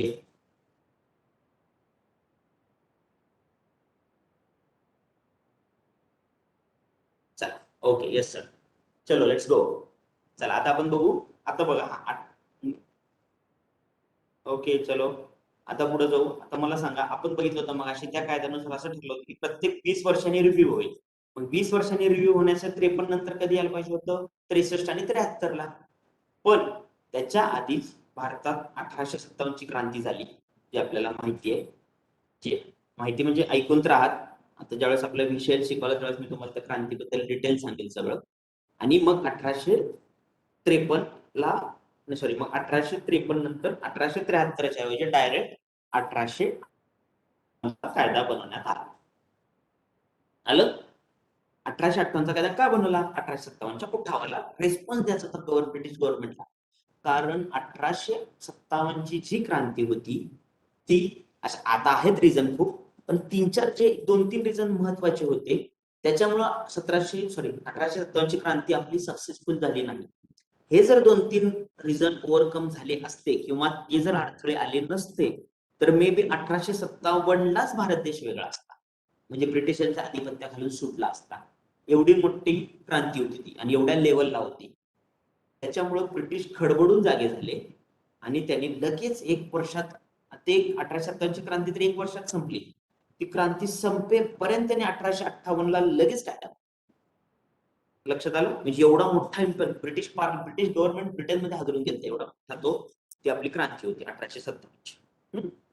आता त्यांनी ते आता बघा, आपल्याला वाटेल मग आता की 1858चा कायदा बनवला म्हणजे 1857 मध्ये जे लोकांच्या डिमांड होत्या, मागण्या होत्या, त्या पूर्ण करण्यासाठी बनवला असेल, तर नाही. हा, ते पूर्ण करणं एक लोकांना दाखवायचं होतं. पण मेन ब्रिटिश गव्हर्नमेंटनी, आता तुम्हाला मी कायद्यात 1858च्या कायद्यातल्या ज्यावेळेस तुम्हाला मी काही काही गोष्टी सांगेन त्यावेळेस तुम्हाला लक्षात येईल की 1858चा कायदा हा ब्रिटिश गव्हर्नमेंटने का बनवला होता. तर 1857ची क्रांती पुन्हा कधी होऊच नाही यावर काम केलं तिने. 1858ची क्रांती म्हणजे लोकांसाठी केलं नव्हतं, भारतीय लोकांसाठी केलं नव्हतं, तो पुढचा कायदा. त्याच्यात थोडंफार भारतीय लोकांसाठी केलं. 1858चा इन्स्टंट कायदा बनवला होता. तो कशासाठी बनवला होता? 1857ची क्रांती परत कधीच होणार. आज आता तुम्हाला जर प्रश्न विचारला 1858च्या क्रांती लॉचा, कायद्याचा सगळ्यात मेन मोटो काय होता, तर 1857 सारखी क्रांती परत होऊ नये यासाठी रेस्ट्रिक्शन टाकणे, यासाठी कायदा बनवणे, हा 1858च्या कायद्याचा कारण होता. त्याच्यात काय काय केलं बघू आपण 1858च्या कायद्यात. बघू. सगळ्यात पहिल्यांदा त्यांनी सांगितलं की ईस्ट इंडिया कंपनी ही इथून पुढे भारतावर काही संबंध राहणार नाही. 1858ला त्यांनी ऑफिशियली मेन्शन केलं की इथून पुढे भारताचा कारभार जो चालेल तो कोणाच्या नावे चालेल? भारताचा कारभार जो चालेल तो कोणाच्या नावे चालेल? तर राणीच्या नावे चालेल. हे 1858 मध्ये त्यांनी मेन्शन केलं. ते ईस्ट इंडिया कंपनीचा संबंध पूर्णपणे संपवला. ब्रिटिश क्राऊनच्या नावे कारभार चालेल. British crown. आणि कोण होतं 1858 साठी ब्रिटिश क्राऊन? तर कोण होतं? Queen Victoria. कोण होती? Queen Victoria. हे नाव पण लक्षात ठेवा. 1858 साली ज्या वेळेस कायदा बनवण्यात आला, ईस्ट इंडिया कंपनीचा अधिकार पूर्ण संपवण्यात आला आणि ब्रिटिश गव्हर्नमेंटने जाहीर केलं की इथून पुढचा कारभार हा क्वीन क्राऊनच्या नावे होईल. तर क्राऊन कोण होतं? माहिती आपल्या ब्रिटनमध्ये राणी असती, तर त्यावेळेस होती क्वीन व्हिक्टोरिया. बरोबर? आता पुढे काय केलं त्याने आपण बघितलं. आता गव्हर्नर जनरल ऑफ इंडिया एक पद होतं. ते कधी केलं, काय केलं, तुम्हाला मग आत्ताच जस्ट सांगितलं 5-10 मिनिटांपूर्वी. जस्ट रिमाइंड करा. गव्हर्नर जनरल ऑफ बेंगालला गव्हर्नर जनरल ऑफ इंडिया केलं. पहिला गव्हर्नर जनरल ऑफ इंडिया कोण होतं? ओके, झालं रिमाइंड? 1858 साली त्यांनी काय केलं, गव्हर्नर जनरल ऑफ इंडिया सोबत व्हॉइसरॉय हे पद ऍड केलं. लक्षात ठेवा मी काय सांगतो तुम्हाला. आतापर्यंत मी तुम्हाला सांगत होतो की गव्हर्नर जनरल ऑफ बेंगालचं नामकरण केलं गव्हर्नर जनरल ऑफ इंडिया. त्याच्या आधी गव्हर्नर ऑफ बेंगालचं नामकरण केलं गव्हर्नर जनरल ऑफ बेंगाल. पण व्हॉइसरॉय हे जे पद टाकलं त्यांनी, ते गव्हर्नर जनरल ऑफ इंडियाला रिप्लेसमेंट नव्हतं. गव्हर्नर जनरल ऑफ इंडिया सोबत व्हॉइसरॉय हे एक पद ऍड केलं. समजलं? का बरं ऍड केलं? तर आत्ताच आपण बघितलं इथून पुढं भारताचं शासन कोणाच्या नावाने चालणार होतं? क्राऊनच्या, ब्रिटनच्या क्राऊनच्या राणीच्या नावाने. मग त्या राणीचा एक हस्तक, राणीचा एक माणूस म्हणून व्हॉइसरॉय हे पद ठेवलं. झालं clear? What is the difference between what is the difference between governor general of India and viceroy? Got it? Viceroy हा राणीचा माणूस असं लक्षात ठेवा. त्यासाठी तिला रिप्रेझेंट करण्यासाठी, तिला डायरेक्ट भारताबद्दल माहिती देण्यासाठी हा एक पद निर्माण केलं व्हॉइसरॉय. आणि सगळीकडेच व्हॉइसरॉय म्हणायचे, पण अजून पण त्यात स्पेस, अजून एक छोटा स्पेसिफिक पॉईंट सांगतो तुम्हाला. सगळीकडेच गव्हर्नर जनरल ऑफ इंडियाला व्हॉइसरॉय म्हणत होते. 3 ठिकाणी गव्हर्नर जनरल ऑफ इंडियाच म्हणत होते. मद्रास, बॉम्बे आणि बेंगाल या 3 ठिकाणी गव्हर्नर जनरल ऑफ इंडिया हेच नाव लक्षात ठेवा. आता बघा अजून काय काय केलं 1858 मध्ये. आता बदल करायला लागले, म्हणजे आधी जे चालू केलं तर ते आता संपत जाणार. म्हणजे आधी तयार केलेलं म्हणजे काय करणार? बोर्ड ऑफ कंट्रोल आणि कंट्रोल ऑफ डिरेक्टर्स मगाशी सांगितलेलं तुम्हाला, हे दोन्ही डिझॉल्व्ह करण्यात आले 1858च्या कायद्यानुसार. बोर्ड ऑफ कंट्रोल आणि board of director. Board of control कशासाठी होता? पॉलिटिकल. बोर्ड ऑफ डिरेक्टर इकॉनॉमिकसाठी, म्हणजे आर्थिक व्यवहारासाठी. इकॉनॉमी नाही, आर्थिक व्यवहारासाठी. हे दोन्ही बंद करून टाकले राणीने आलेले, म्हणजे ब्रिटिश पार्लमेंट. मी सांगितले की आमच्या हातात ह्या दोघांची आम्हाला आता गरज नाही. त्यानंतर नवीन पद निर्माण केलं. कुठलं नवीन पद निर्माण केलं? Secretary of state. 1858च्या कायद्यानुसार एक नवीन पद निर्माण करण्यात आलं. त्या पदाचं नाव आहे secretary of the state. Secretary लक्षात घ्या, नाव लक्षात घ्या, तुम्हाला त्याचं कुठून आलं ते कळेल. म्हणून तरी 3 नाव सांगतो तुम्हाला. सेक्रेटरी ऑफ द स्टेट, राज्याचा सेक्रेटरी, ब्रिटिशचा सेक्रेटरी, म्हणजे हा ब्रिटिश पार्लमेंट मधला मेंबर असतो. लक्षात ठेवा, व्हॉइसरॉय आणि सेक्रेटरी ऑफ द स्टेट या दोन्हीत हा फरक आहे. व्हॉइसरॉय पण 1858च्याच कायद्यानुसार आहे, सेक्रेटरी पण 1858च्याच कायद्यानुसार. व्हॉइसरॉय कोण होता? राणीचा हस्तक. व्हॉइसरॉय राणी हस्तक, असं लक्षात ठेवा. Secretary of the state, secretary of the state म्हणजे कोण आलं मग? की तो ब्रिटिश पार्लमेंटचा एक MP असायचा. त्याला स्पेसिफिकली भारतासाठी रिक्रूट करायचं. सेक्रेटरी ऑफ द स्टेट हे त्याला नाव दिलं. आलं लक्षात आलं? आणि तो पहिला सेक्रेटरी ऑफ द स्टेट होता चार्ल्स वूड. कोण होता? Charles Wood. ओके,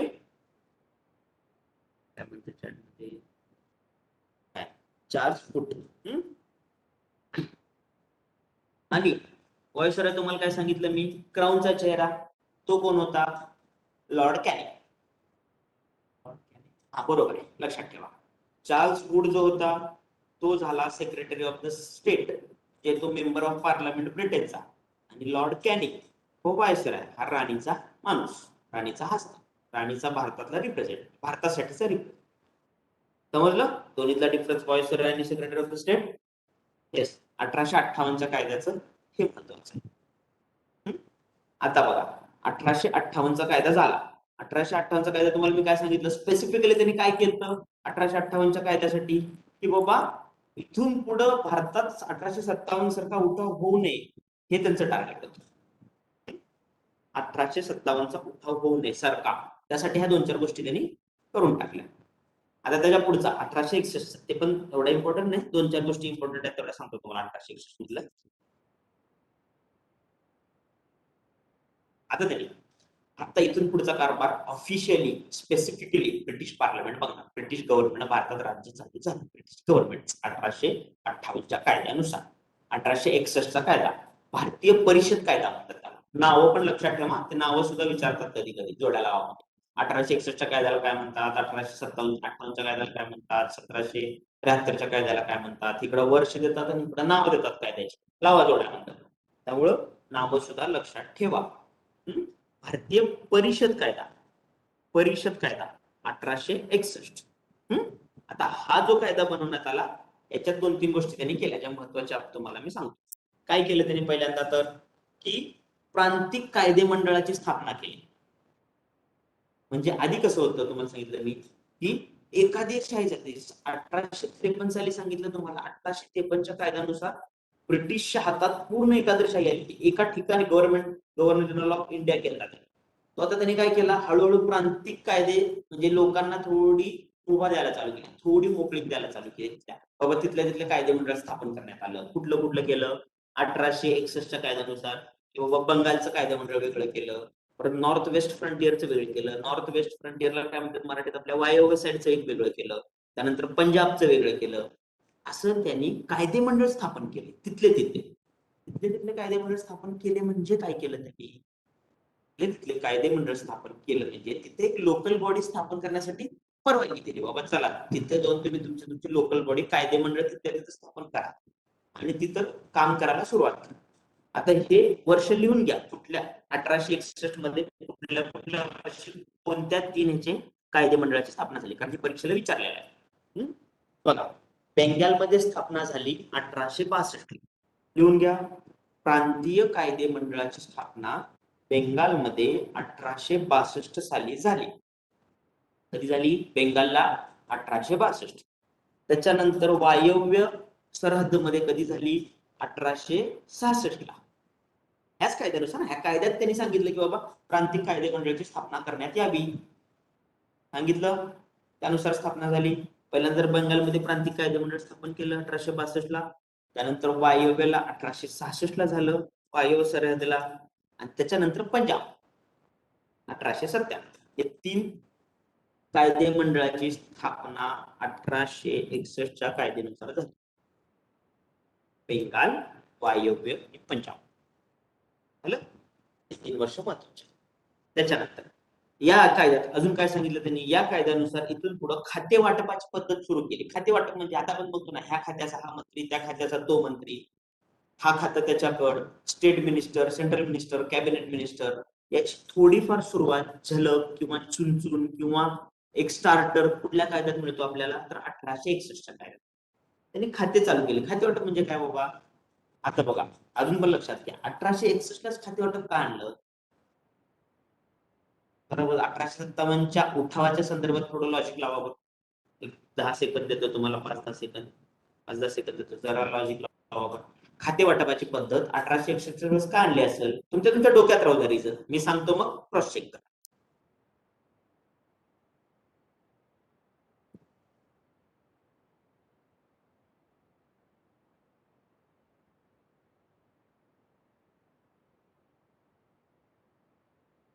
चला बघा, आता मी सांगतो ते तुम्ही जे डोक्यात आलं ते एक कंपॅरिझन करा, म्हणजे तुमच्या लक्षात येईल.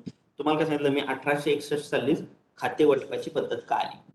1857चा उठाव. 1857 उठाव होण्याची कारण याच्या मागं 1857चा उठाव सगळ्यात स्पेस आपल्याला फक्त माहिती की मेन कारण कुठलं आहे की मंगल पांड्यांनी चरबीच्या बंदुकीतील गोळीची चरबीसाठी उठाव केला. त्याच्या आधीची कारण खूप वेगळे, लष्करी कारण, सरकारी कारण, लोकांचा मध्ये धार्मिक मध्ये हस्तक्षेप, ब्रिटिशांचा सतीप्रथा बंद, ह्या ज्या गोष्टी ब्रिटिशांनी चालू केल्या होत्या त्याच्यासाठी त्या विरोधात लोकांचा उद्रेक चालू झाला खूप मोठ्या प्रमाणात. आणि त्याच्यामुळे ब्रिटिशांनी काय केलं, 1861 साली खाते वाटप चालू केलं. म्हणजे काय बाबा, एक लोक 4-5, एक मंत्री 4-5 लोक उदाहरण द्यायचे तर तो धार्मिक कारण बघ, तू लष्करी कारण बघ, म्हणजे जेणेकरून त्यांना लोकांना टार्गेट स्पेसिफिकली लोकांच्या ज्या डिमांड्स आहेत त्या कशा ओव्हरकम करून त्याच्यावर काम करून भारतावर राज्य करता येईल, याच्यासाठी त्यांनी 1861 मध्ये खाते वाटप पद्धत आहे. ज्यांना सांगितलं तो धार्मिकच बघा लोकांचं, त्याच्यावरच काय काम कर, ते कायदे बनवायचं बघ, हे बघ. ज्याला हे दिलं आपल्या युद्धाच्या संदर्भात, त्याला सांगितलं की तू फक्त इथून पुढे रिव्हॉल्ट होणार नाही, त्याच्यावर काम कर. मग त्यांनी काय काम केले की भारतीय सैनिकांची माहिती आपल्याला 1857च्या उठावानंतर भारतीय सैनिकांची संख्या खूप कमी केली. जिथे जिथे जास्त उठाव झाला तिथे ब्रिटिशांची संख्या जास्त वाढवली. ते खाते वाटपाच्या ह्याच्यातलं. त्याच्यानंतर अजून त्यांनी काय सांगितलं की बाबा, मी तुम्हाला सांगितलं 1858चा कायदा हा कशासाठी होता स्पेसिफिकली, 1857चा उठाव परत होईल. आणि 1861चा कायदा काय होता, लोकांना थोडंफार शांत करण्यासाठी. तेव्हा आम्ही तुमचा पण विचार करतो तुम्हाला सांगितलं लोकांना, त्यांनी सांगितलं तुम्हाला खाते वाटपाची पद्धत केली बाबा आम्ही, बघा तुमच्यासाठी वेगळं कायदेमंडळ स्थापन करतोय त्या राज्यासाठी, तुम्हाला आम्ही जास्त मुभा देतो, तुम्ही काम करा. ते पण लोकांना सांगितलं. म्हणजे एक लोकांपर्यंत मेसेज पोहोचत होता की आम्ही तुमच्यासाठी पण काम करतोय. ब्रिटनची राणी ही भारतातील लोकांसाठी पण कायदा बनवत आहे. मग त्याने त्यात पुढे जाऊन अजून काय केलं, इथून पुढे आम्ही भारतीयांना विधिमंडळात सुद्धा परवानगी देतो, हे पण त्यांनी सांगितले. या कायद्यात हे महत्वाचं आहे. भारतीयांना विधिमंडळात समावेश करण्याचे कोणत्या कायद्यात नमूद करण्यात आले, तर 1861 मध्ये. 1861 मध्येच का, परत बॅक ट्रॅक जावा, 1857 चा उठाय, 1858 चा कायदा फक्त त्यासाठी, 1861 लोकांना शांत त्यांना सांगितलं की भारतीय जे विधिमंडळ बनणार त्याच्यात तुम्हाला आम्ही थोडंफार प्रतिनिधित्व देतो. आता ते प्रतिनिधित्व फक्त नावालाच होतं, हे पण आपल्याला माहिती आहे. नावाला म्हणजे काय, जे ब्रिटिश धार्जिणे लोक होते, जे श्रीमंत होते, जे सुशिक्षित होते, त्यांनाच त्यांनी फक्त परवानगी देणार होते. पण दिसायला तर झालं जगाला, देशाला, सगळ्यांना, बाबा ब्रिटिशचे लोक आपल्यासाठी पण काम करत आहेत. अजून एक त्यांनी 1861 साली ब्रिटिशांनी भारताला कसं गोल केलं म्हणा आपल्या भाषेत. तर बघा मी तुम्हाला एक हे सांगतो, एक लिंक सांगतो, एक स्टोरी सांगतो, त्यातून तुम्हाला लक्षात येईल. ज्यावेळेस 1858 उठाव झाला, म्हणजे विचार करा, 1858 उठाव झाल्यानंतर 100 वर्ष, जवळजवळ 90 वर्ष आपल्यावर ब्रिटिशांनी राज्य केलं. त्याचं कारण काय, लोकांच्या डोक्यात त्यांनी कसं बसवलं बघा. त्यांनी आले, ब्रिटिश 1858 उठाव झाला, उठाव दाबला गेला. ज्यावेळेस ब्रिटिशांनी लोकांशी संपर्क साधला, जसं डायरेक्ट नाही पण मार्फत, त्यावेळेस त्यांनी काय प्रश्न विचारला पहिल्यांदा, की बाबा आजपर्यंत तुमचं राज्य कोण होतं, आम्ही करत होतो का ब्रिटिश, नाही, कोण करत होतं, ईस्ट इंडिया कंपनी, बरोबर. मग तुमचा उद्रेक कोणाविरुद्ध झालाय, ईस्ट इंडिया कंपनी विरुद्ध. तुम्हीच बघताय की आम्ही 1813, 1833, 1853 ला कायद्यात बदल करतोय का, तर ईस्ट इंडिया कंपनीला कमी करण्यासाठी. लोकांना त्यांनी असं दाखवून दिलं की हा जो उठाव झाला, हा जो उद्रेक झाला होता, तो ईस्ट इंडिया कंपनीचा विरुद्ध होता, आमच्या विरुद्ध किंवा राणीच्या विरुद्ध नव्हता. इथून पुढे आम्ही तुमच्यासाठी काम करू, ब्रिटिश गव्हर्नमेंट हे भारतीय लोकांसाठी काम करेल, आणि ह्याच्यासाठी म्हणून आज तुम्ही आम्हाला संधी द्या. एक असं त्यांनी एक असं गोल केलं लोकांना. असं करण्यासाठी त्यांनी काय केलं, 1861 कायदा पारित केला. आणि त्यात काय केलं, तर तुम्हाला आता सांगितलं की भारतीय लोकांना थोडंफार पार्टिसिपेशन दिलं. परत ते बंगाल, पंजाब असे फ्रंटियर बनवले, तिथले तिथले कायदे मंडळ बनवले. त्यांना सांगितलं की आम्ही तुम्हाला काम करण्यासाठी भरपूर अधिकार देऊ, तुम्हाला पैसा देऊ. असं करून त्यांनी भारतावरची पकड अजून मजबूत केली. हॅलो, 1800 कधीचा कायदा झाला हा, 61. आता इथून पुढे झालेत एक दोन कायदे, ते काय महत्वाचे नाहीत. आपल्याला परीक्षाभिमुख कुठला कायदा महत्वाचा आहे त्याच्यानंतरचा, तो डायरेक्ट 1909 आणि 1919. हे दोन कायदे महत्वाचे, थोडे मोठे पण आहेत. मोठे म्हणजे तसे मोठे नाही आहेत, पण त्याच्यात प्रश्न खूप विचारतात. फॅक्ट्सच आहेत 10-15 लाईनीच्या, ते मला खूप वेळ सांगावं लागेल. त्यामुळं एक 2-3 मिनिट, 4 मिनिट तर तुम्हाला मी अनम्यूट करतो. कोणाला काय असेल तर विचारून घ्या आतापर्यंत, मग आपण पुढे जाऊया. सर, सर, सर बोला. सर अनम्यूट करा. कोणाला काय विचारायचं तर विचारू द्या, 1-4-5 मिनिट, ओके नंतर ओके, मग मी. अनम्यूट केलंय सगळ्यांना. हो चालेल, विचारू द्या मग कोण काय, नाहीतर कोणाला डायरेक्ट विचारायचं असेल तर चॅट बॉक्स मध्ये पण विचारू शकता.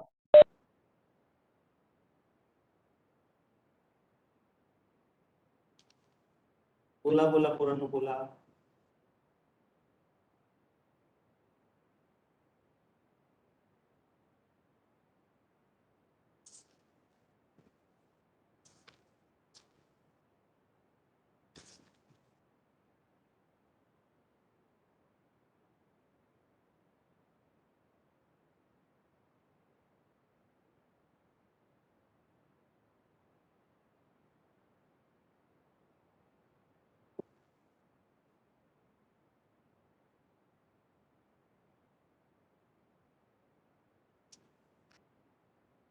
बोला काहीतरी.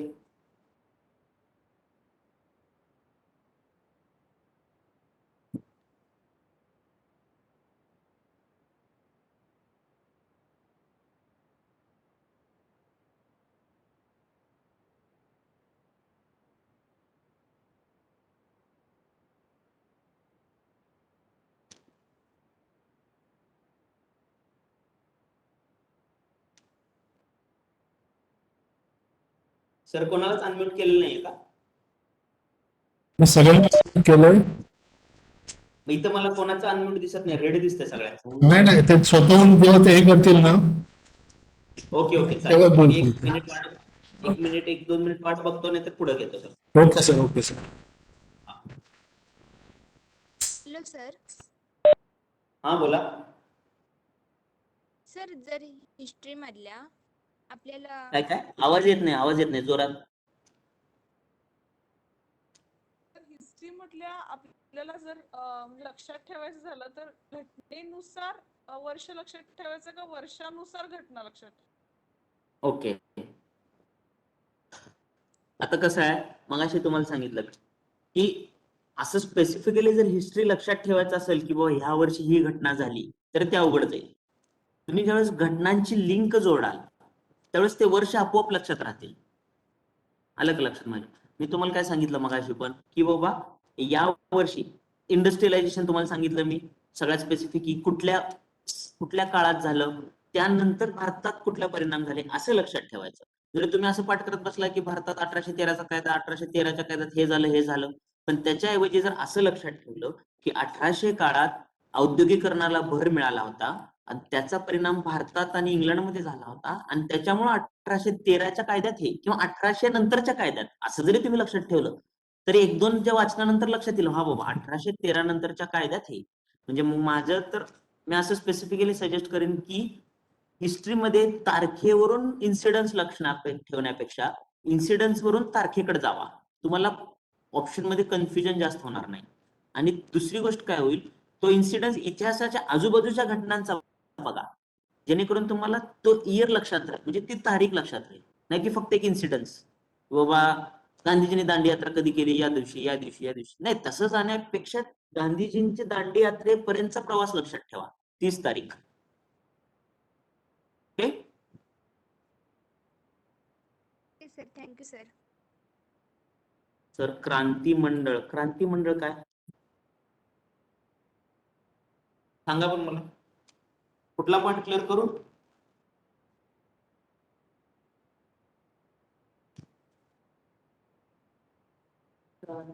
कायदे मंडळाचा का? कायदे मंडळाच्या स्थापनेचे म्हणताय का?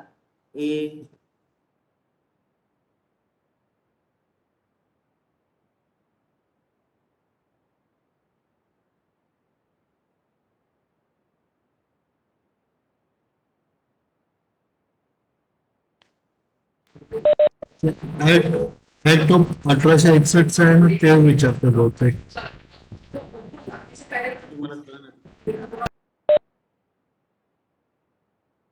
ओके, कायदे मंडळाचा का? चालेल चालेल, सांगतो. आता बघा 1861च्या कायदे मंडळाचा त्यांनी काय सांगितलं तुम्हाला, मी काय सांगितलं 1861 मध्ये त्यांनी कशासाठी काम करायला चालू केलं की बाबा 1861 मध्ये 1861 मध्ये त्यांनी सांगितलं की आम्ही आता लोकांसाठी काहीतरी करतोय, म्हणजे आम्ही प्रांतिक कायदे मंडळ बनवतोय. तुम्हाला मगाशी मी सांगितलं की कायदेकारी मंडळ आणि कार्यकारी मंडळ ह्या दोन गोष्टी वेगळ्या केल्या, कुठल्या ऍक्ट नुसार सांगितलं तुम्हाला मगाशी. मग कायदे मंडळ स्थापन म्हणजे काय, एक राज्य बनवले, उदाहरणार्थ तसेच कंडिशनला जर तुम्ही कंपॅरिझन केलं तर एक महाराष्ट्र राज्य बनव, गुजरात राज्य बनवणे, दिस इज कायदे मंडळ स्थापन करणे, असं त्यांनी त्यावेळेस सांगितलं त्या ऍक्ट मध्ये की आम्ही हे जो प्रांत खूप मोठा आहे, बेंगाल कधी आधी कसं होतं, बेंगाल, बिहार, आसाम, ओडिशा हे एकत्र एक राज्य होतं. इथं पंजाब, नॉर्थ वेस्ट फ्रंटियर पूर्ण एक वेगळं राज्य होतं, म्हणजे खूप मोठा एरिया होता एका कायदे मंडळाच्या अंतर्गत. मग त्यांनी काय सांगितलं की बाबा आम्ही आता छोटे छोटे राज्य करतोय, त्यातनं आम्ही डिवाइड करून त्यांना चांगलं काम करतोय, चांगलं ऍडमिनिस्ट्रेशन करण्यासाठी आम्ही प्रांतिक कायदे मंडळाची स्थापना करणार आहोत. कशाची? प्रांतिक कायदे मंडळ, म्हणजे जो प्रांत मोठा आहे त्याला कमीत कमी करून आम्ही तिथे वेगवेगळे छोटे छोटे प्रांत करतोय, जेणेकरून आणि त्याची चालवण्यासाठी किंवा त्याच्यात तुम्हाला आम्ही अधिकार जास्त देतो. झालं प्रांतिक कायदे मंडळ. म्हणजे काय, तर बेंगालमध्ये आता प्रांतिक कायदे मंडळ कशी स्थापना केली त्यांनी, 1862 मध्ये लगेच बेंगाल प्रांतिक कायदे मंडळाची स्थापना केली. 1866 मध्ये वायव्य सरहद्दची, नॉर्थ वेस्ट फ्रंटियरची त्याची स्थापना केली आणि पंजाबची 1897 मध्ये केली. हे झालं प्रांतिक कायदे मंडळाची स्थापना. आलं लक्षात?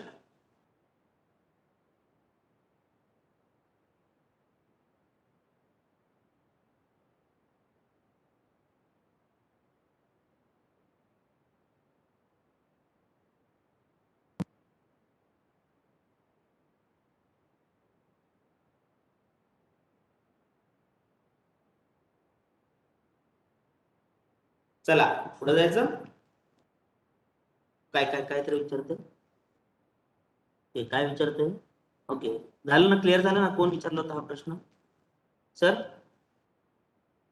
चला जाऊ द्या, पुढे जातोय मी. पुढे घेऊ आता.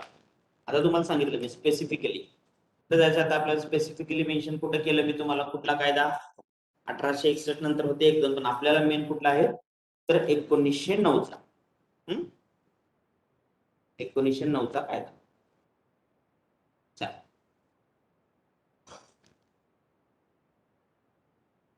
1909चा कायदा. आता 1909लाच हा कायदा का करण्यात आला?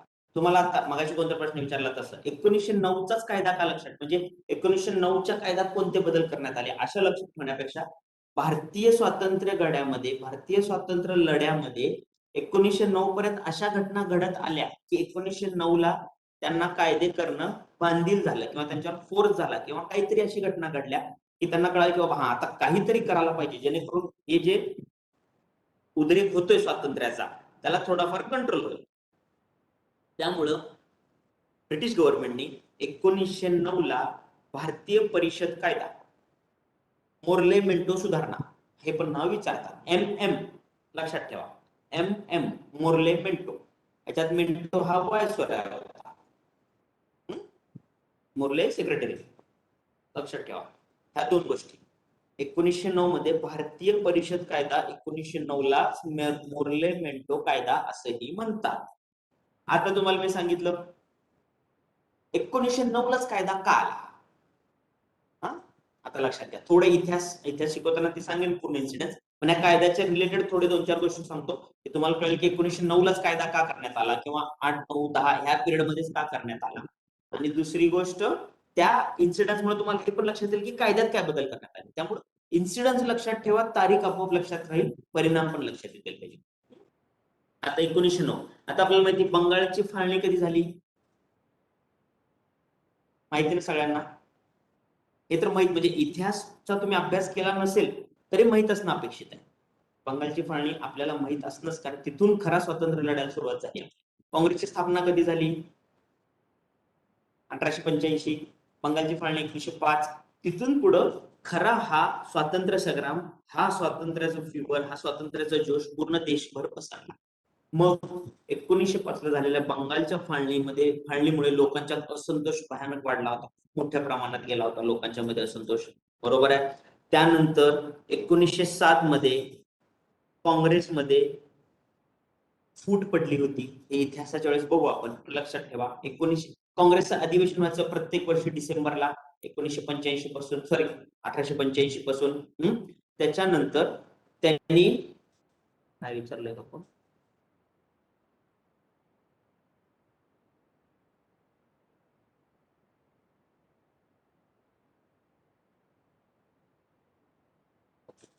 थँक्यू.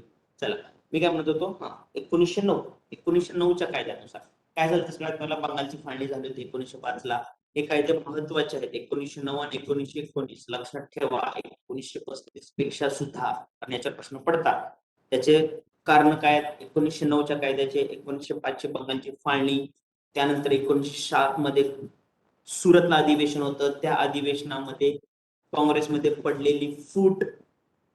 आता तुम्ही मला विचार, सर 1906चं अधिवेशन कुठं झालं, 7चं कुठं झालं, 8चं कुठं झालं, असं एक्झॅक्ट जर लगेच विचारलं मला येणार ना, कोण पुस्तक लिहिलं त्याला येणार. त्यासाठी काय करायचं आपण कधी पण अभ्यास करताना, की सिक्वेन्सने लक्षात ठेवायचं. आता तुम्हाला ज्यावेळेस मी अधिवेशन शिकवेन त्यावेळेस सांगेन तुम्हाला हे सिक्वेन्स कसा लक्षात ठेवायचा. तो आत्तासाठी आपल्याला 1909च्या कायद्यासाठी काय स्पेसिफिक महत्वाचं आहे, की बाबा 1909च्या आधी अशा काय काय महत्वाच्या घटना घडल्या, कायदा आणला. पहिला फाळणी, दुसरी 7 ला फूट, काँग्रेसमध्ये फूट झाली म्हणजे काय झालं तर जहाल आणि मवाळ गट हे दोघं वेगवेगळे झाले, बरोबर आहे. त्यानंतर 1906 मध्ये अरुंडेल समिती एक बसवली होती. त्या अरुंडेल समिती कशासाठी बसवली होती ब्रिटिश गव्हर्नमेंटने, की भारतीय प्रशासनामध्ये काय काय सुधारणा कराव्या लागतील याचा अभ्यास करण्यासाठी 1906 मध्ये अरुंडेल समिती बसवली होती. त्या समितीचे पण रिपोर्ट आले होते. त्यानंतर 1906 लाच मुस्लिम लीगची स्थापना झाली होती. मुस्लिम लीगची स्थापना झाली होती, त्यांनी त्यांच्या वेगळ्या गोष्टी डिमांड करायला चालू केल्या होत्या. या सगळ्या गोष्टी कारणीभूत ठरल्या की 1909 ला मोर्ले मिंटो सुधारणा नावाखाली ब्रिटिश गव्हर्नमेंटनी एक कायदा भारतात ब्रिटनमध्ये पारित केला भारतासाठी. कुठल्या कुठल्या 4 गोष्टी आहेत? फाळणी, काँग्रेसमध्ये फूट, मुस्लिम लीगची स्थापना आणि अरुंडल समिती 1906 प्रशासकीय सुधारणाच्या संदर्भात या 4 गोष्टी.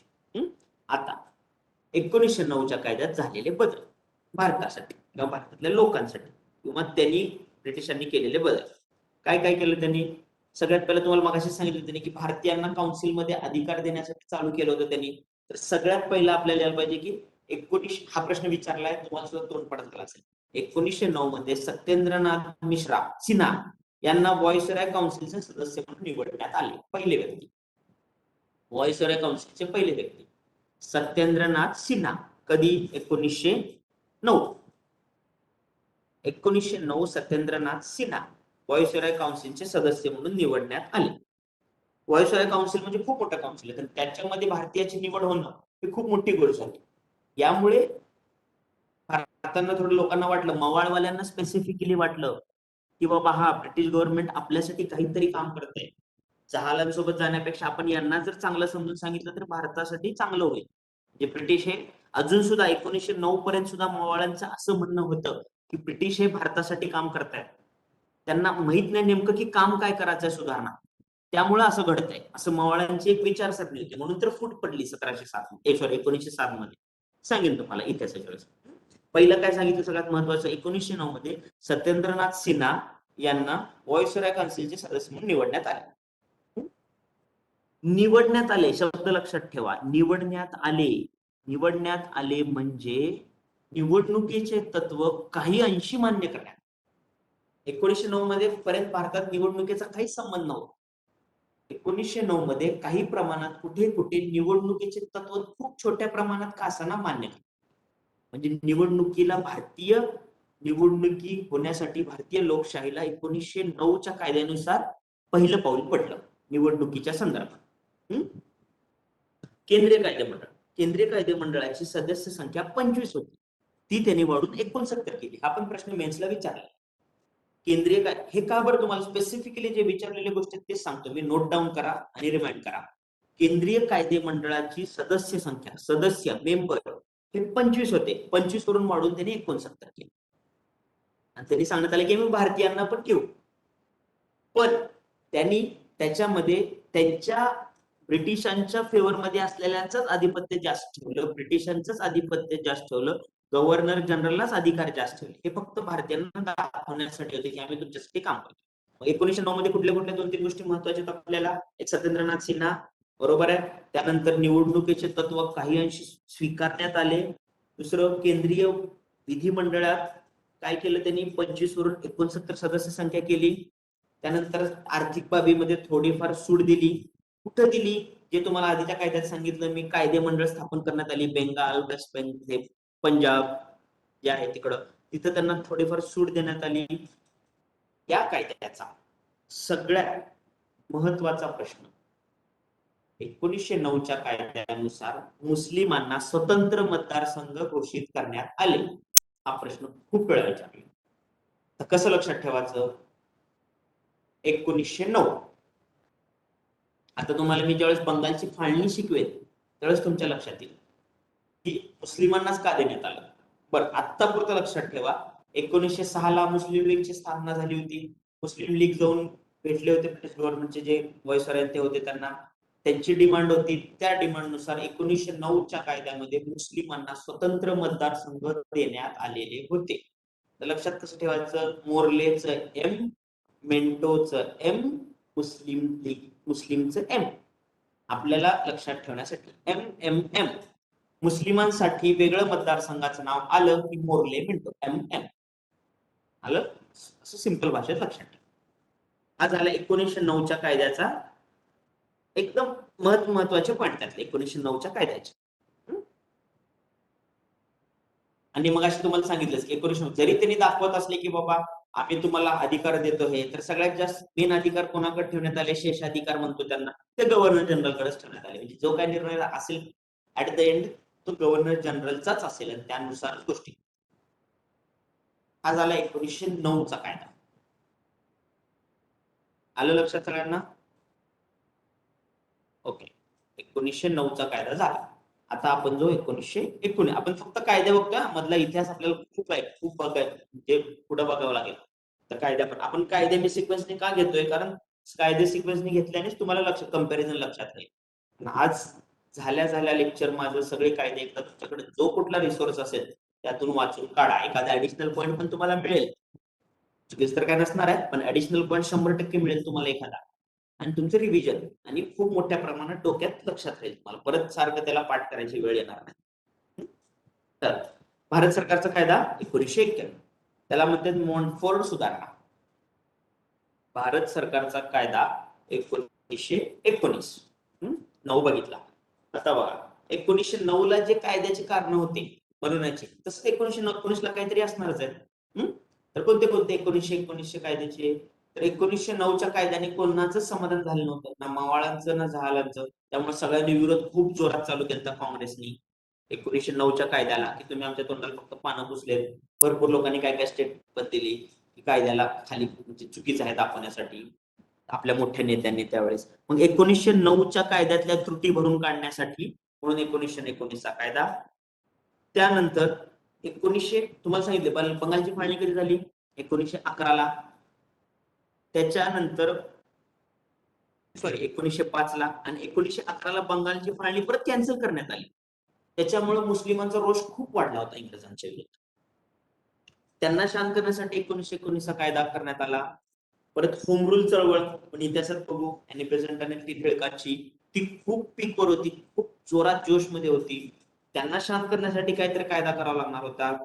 त्यानंतर लखनौ करार झाला होता. लखनौ करारमध्ये काय झालं होतं, जी 1907 ला फूट पडली होती भारत राष्ट्रीय काँग्रेसमध्ये, ते परत एकत्र आले होते. लखनौलाच हिंदू आणि मुस्लिम एकत्र आले होते, त्यांनी एखादं 2-3 गोष्टी पारित केल्या होत्या, ते बघू इतिहासाच्या वेळेस. म्हणजे ह्या 3-4 गोष्टी घडल्या ज्यांना ब्रिटिशांना फोर्स केलं 1919 ला कायदे करावं लागलं आपल्याला काय तर ह्या लवकर 1-2 वर्षात, आणि त्यामुळे लोकांना शांत करता येईल या विरोधासाठी काहीतरी करतो. त्याच्यासाठी त्यांनी 1919चा मॉन्टफोर्ड कायदा, मॉन्टफोर्ड सुधारणा किंवा भारत सरकारचा कायदा 1919 पारित केला. कुठं, ब्रिटिश पार्लमेंट. आता या कायद्यातल्या काय काय गोष्टी, हा कायदा खूप महत्वाचा आहे, मेन्सला तर खूप वेळा विचारतात. हा कायदा आपण बघूया. 1919चा कायदा. 1919च्या कायद्यामधल्या तरतुदी बघूया. म्हणजे त्याने एक्झॅक्ट काय बदल केला त्याच्यात, तर हा लक्षात ठेवा की या कायद्यात एकूण 47 कलम होती, 47. लक्षात ठेवा 1919च्या कायद्यामध्ये 47 कलम होती, जे त्यांनी सांगितली किंवा 47 कलम नमूद केली कायद्यामध्ये की हे बदल होतील, हे होईल, ते होईल. 47.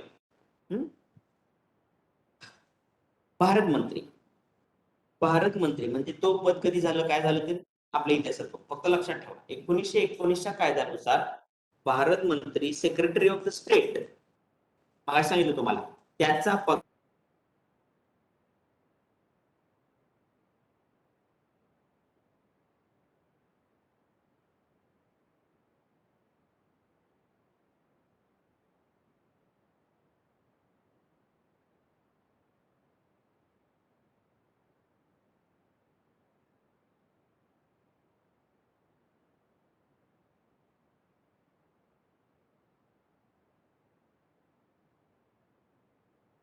सर आवाज येतोय का?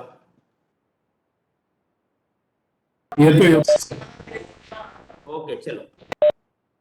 हा काय सांगत होतो तुम्हाला मी, की भारत मंत्री secretary of the state, secretary of the state या मंत्र्याचा याचा पगार ब्रिटिश पार्लमेंट मधनं देणं किंवा ब्रिटिशच्या तिजोरीतून देणं एक खूप मोठा बदल होता. म्हणजे हा भारताचा एक विजय मानला जातो. कारण काय, आपले सगळ्यात जास्त पिळवणूक आर्थिक दृष्ट्या होत होती, आणि आपला जो पगार, आपल्या लोकांचा पगार टॅक्स हा तिथल्या भारत मंत्र्याला पगार दिला द्यायचा. भारतासाठी असलं तरी तिकडचा मंत्री होता. मग ते आपल्या लोकांनी सक्षम झाले की विरोध करून बंद करण्यासाठी, की इथून पुढे सेक्रेटरी ऑफ द स्टेट किंवा भारत मंत्र्याचा जो पगार असेल तो ब्रिटिश गव्हर्नमेंटच्या पार्लमेंट ब्रिटिशच्या तिजोरीतून देण्यात येईल. हा कुठल्यातला बदल आहे, 1919. दुसरा, त्यांनी अजून एक काय केलं की हाय कमिशनर नावाचं एक पद स्थापन केलं 1919 मध्ये. कोणतं नाव, हाय कमिशनर पद. हे कुठं स्थापन केलं, ब्रिटनमध्ये. लक्षात ठेवा, हे सेक्रेटरी ऑफ द स्टेट हे ते भारतात म्हणजे तिकडचे रिप्रेझेंटेटिव्ह असले तरी इथं. हे हाय कमिशनर हे ब्रिटनमध्ये स्थापन केलं. कशासाठी? तर भारत सरकारची कामे करण्यासाठी. म्हणजे त्यावेळेस ब्रिटिशांचं सरकार होतं इथं, तेच भारत सरकार म्हणतात ते. भारत सरकारची कामं करण्यासाठी म्हणून ब्रिटनमध्ये हाय कमिशनर नावाचं पद स्थापन करण्यात आलं. ह्या दोन गोष्टी 1919 महत्वाच्या. पुढच्या बघू अजून, पण ह्या दोन गोष्टी महत्वाच्या. आता पुढचं बघा. आता तुम्हाला सांगितलं प्रांतिक कायदे मंडळ, केंद्रीय कायदे मंडळ. आता 1919 साली केंद्र आणि प्रांत या दोघांसाठी खूप वेगवेगळ्या गोष्टी करण्यात आल्या. अशा दोन गोष्टी आहेत, तिकडचं केंद्राची, तिकडची प्रांताची. आपण पहिल्यांदा केंद्रीय कायदे मंडळ याच्यामध्ये काय बदल करण्यात आला ते बघू. केंद्रीय कायदे मंडळ म्हणजे सेंट्रल लेवलचं कायदे मंडळ. प्रांतिक नंतर बघू, केंद्रीय सुरुवातीला. केंद्रीय कायदे मंडळामध्ये पहिल्यांदाच द्विगृही कायदे मंडळाची निर्मिती करण्यात आली.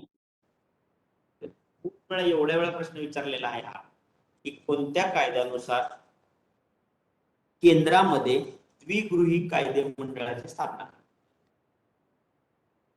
कोणत्या कायद्यानुसार? केंद्रामध्ये म्हणतोय मी, लक्षात ठेवा. आपण आता केंद्राचं बोलतोय, प्रांताचं नाही.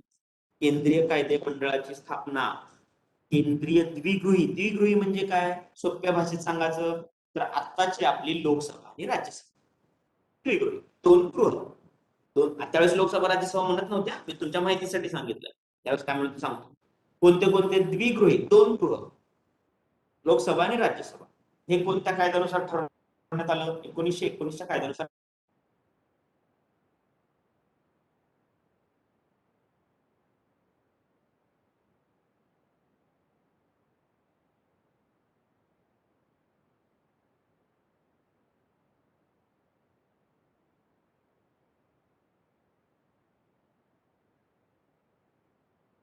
केंद्रामध्ये द्विगृही सभा. थोडं डिटेल बघू. राज्यसभा, दुसऱ्याचं नाव केंद्रीय कायदे. लक्षात ठेवा, राज्यसभा आणि केंद्रीय कायदे मंडळ हे दोन द्विगृही सभागृह केंद्रात स्थापन करण्यात. कुठं? केंद्रामध्ये. आता हे जे द्विगृही केंद्रात, आता आपण पहिला बघू राज्यसभा. राज्यसभेत त्यांनी काय सांगितलं? आत्ताची राज्यसभा आपली कशी आहे? परमनंट. म्हणजे आपल्याला माहिती आहे की 6 वर्षानंतर रिटायर होतात. असं पण आपण काय म्हणतो, राज्यसभा ही बरखास्त न होणार सभागृह आहे. तसं नव्हतं त्यावेळेस सुरुवातीला. त्यांनी सांगितलं की राज्यसभेचे सदस्य सुद्धा 5 वर्षासाठीच निवडून दिले जातात. कंटिन्यू होतं ते, खूप डिटेलमध्ये गेलं तर तसंच येईल, पण लक्षात ठेवा असं पूर्ण वाक्य घ्यायचं नाही. पहिल्यांदा आता राज्यसभेच्या मेंबरचे 6 वर्ष असतात. आता त्यावेळेस त्यांनी पहिल्यांदा सुरुवातीला 1919च्या कायद्यात ज्यावेळेस केंद्राच्या लेवलला द्विगृही सभागृह मांडण्यात आलं, त्यावेळेस त्यांनी सांगितले की 5 वर्षासाठी राज्यसभाचे मेंबर निवडून देण्यात येईल. आणि किती मेंबर असतील? 60. त्यांनी सदस्य संख्या सुद्धा नमूद केली कायद्यामध्ये. 2 गृह असतील, राज्यसभा आणि केंद्रीय कायदे मंडळ.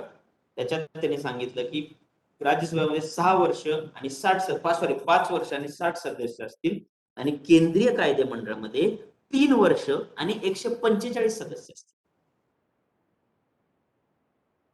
मला लक्षात घ्या, आता सुद्धा आपण बघतोय की लोकसभेमध्ये राज्यसभेपेक्षा जास्त मेंबर आहेत. बरोबर आहे? आपल्या सध्याच्या कंडिशनला ज्यावेळेस 1919 मध्ये कायदा पारित करण्यात आला त्यावेळेस सुद्धा त्यांनी तसंच सांगितलं. कसं? तर एक राज्यसभेमध्ये 5 वर्षासाठी निवडून देतील आणि 60 सदस्य असतील, आणि केंद्रीय लोकसभा नाही हा शब्द, केंद्रीय कायदे मंडळामध्ये 3 वर्ष आणि 145 सदस्य. झालं. केंद्रीय कायदे मंडळ द्विगृही बनवण्यात आले 1919च्या कायद्यानुसार सगळ्यात पहिल्यांदा. संपलं.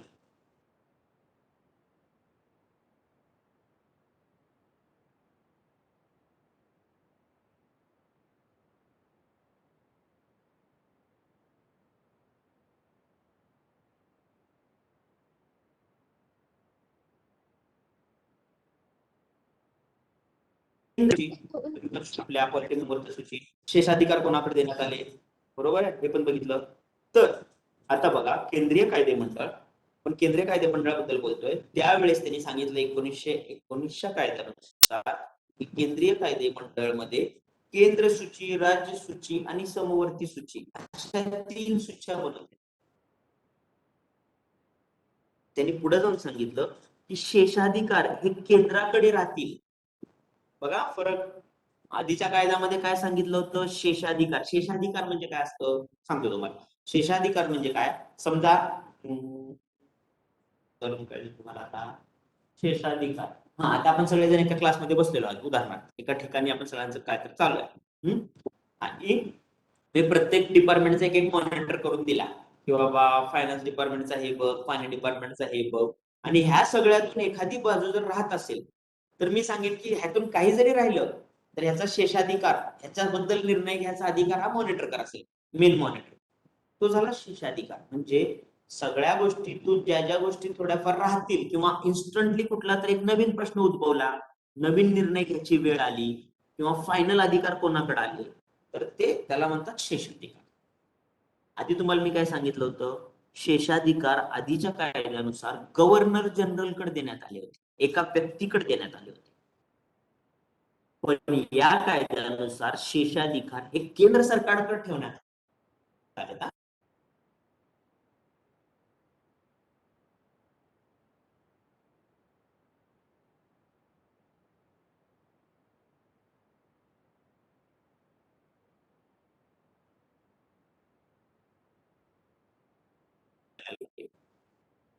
प्रांतिक कायदेमंडळ किंवा प्रांतिक सरकार यांच्या संदर्भात काय काय निर्णय घेण्यात आले.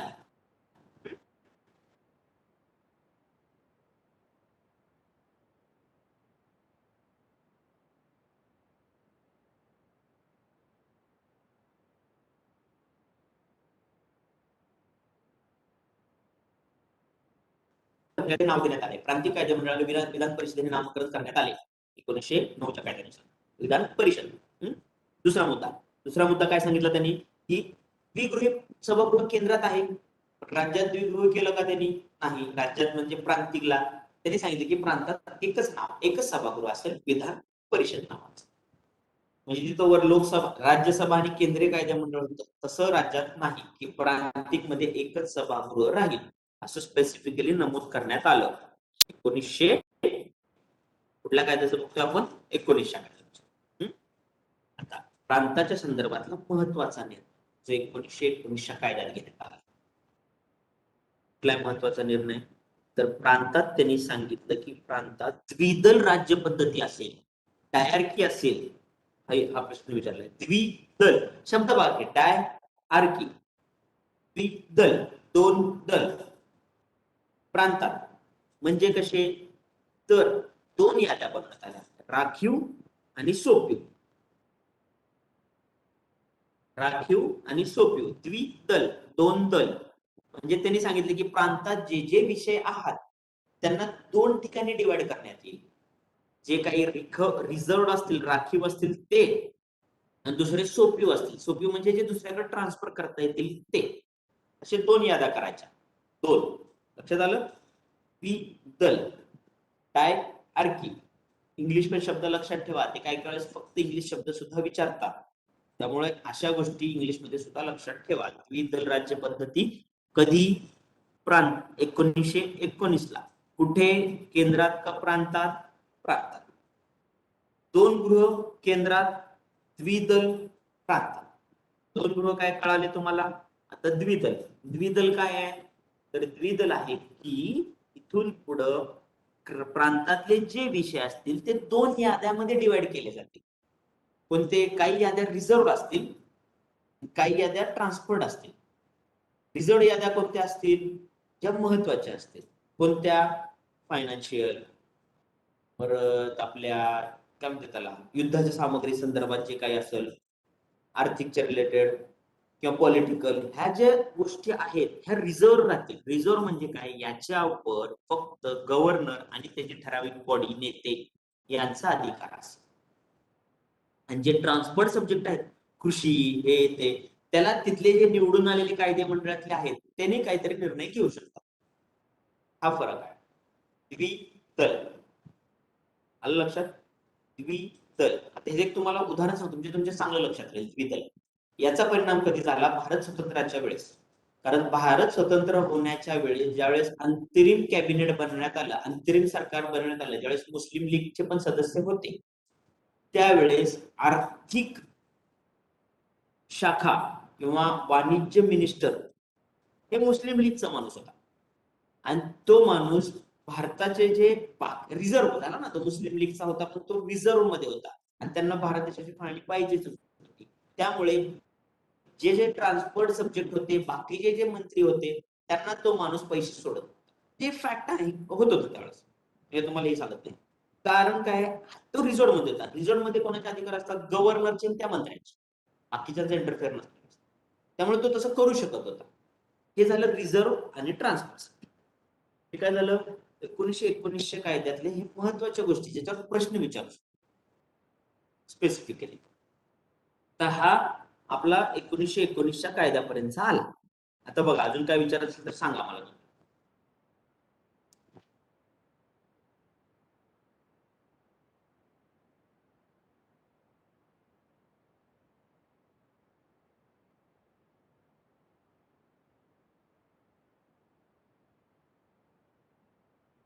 अजून काय विचारायचं तर विचारा. 1919च्या कायद्यात बरं, 1919च्या कायद्याच्या वर कोणत्या नेत्यांनी काहीतरी कमेंट केलेले आहेत, म्हणजे त्याला त्यांचा आपल्या भारतीय नेत्यांचा रिस्पॉन्स काय होता हे प्रश्न विचारलेले आहेत.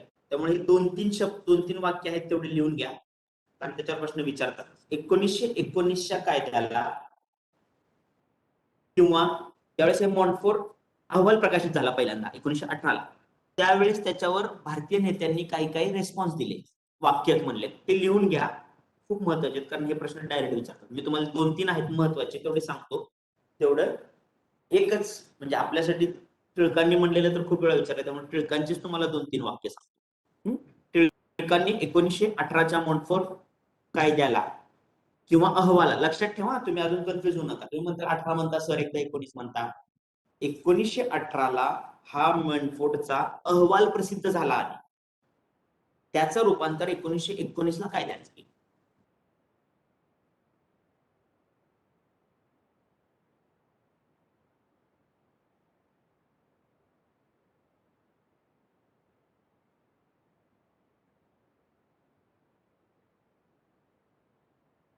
वाक्य तुम्ही ऐकलं असेल, टिळक बहुत दूर है. टिळकांचा रिस्पॉन्स होता जनाब दिल्ली बहुत दूर है. हे टिळकांचा 1919च्या कायद्याला रिस्पॉन्स होता पहिलं. दुसरं एक तरी वाक्य म्हणलं होतं, कबूल व ना कबूल. हे पण लक्षात ठेवा. टिळकांनी अजून एक वाक्य रिस्पॉन्स दिला होता, कबूल व ना कबूल. तिसरं वाक्य त्यांनी म्हणलं होतं, उजाडले पण सूर्य कोठे आहे. 3 वाक्य महत्वाचे. जनाब दिल्ली तो बहुत दूर है, 3 टिळकांचे. जनाब दिल्ली तो बहुत दूर है, उजाडलं पण सूर्य कोठे आहे, कबूल व ना कबूल. या 3 गोष्टी टिळकांनी 1919च्या बाकीचे पण होते, पण हे विचारले जाते स्पेसिफिकली. सांगा बघा, आता अजून काय विचारायचं तर विचारा. काय विचारा, सांगा.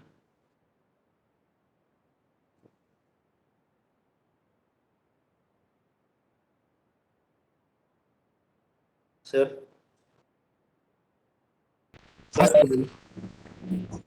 अनम्यूट करा सर, त्यांना काय विचारायचं सर विचारू द्या.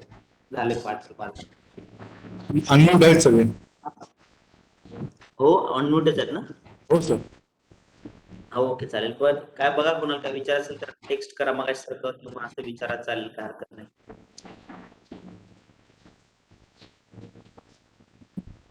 मला माहिती आहे दुपारची वेळ आहे, झोपेची वेळ आहे, पण आता काय अभ्यास करायचा म्हणलं थोडं.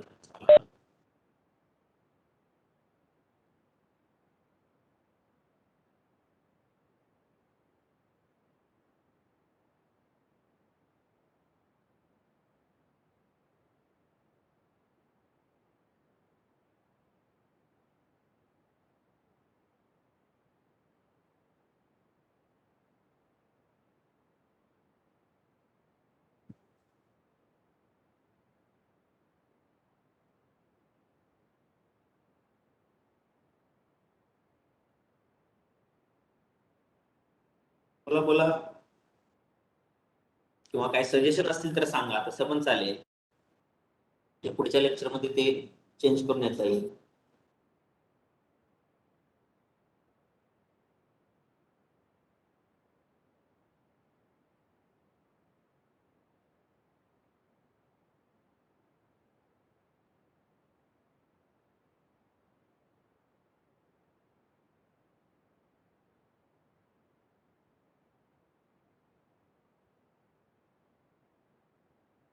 सर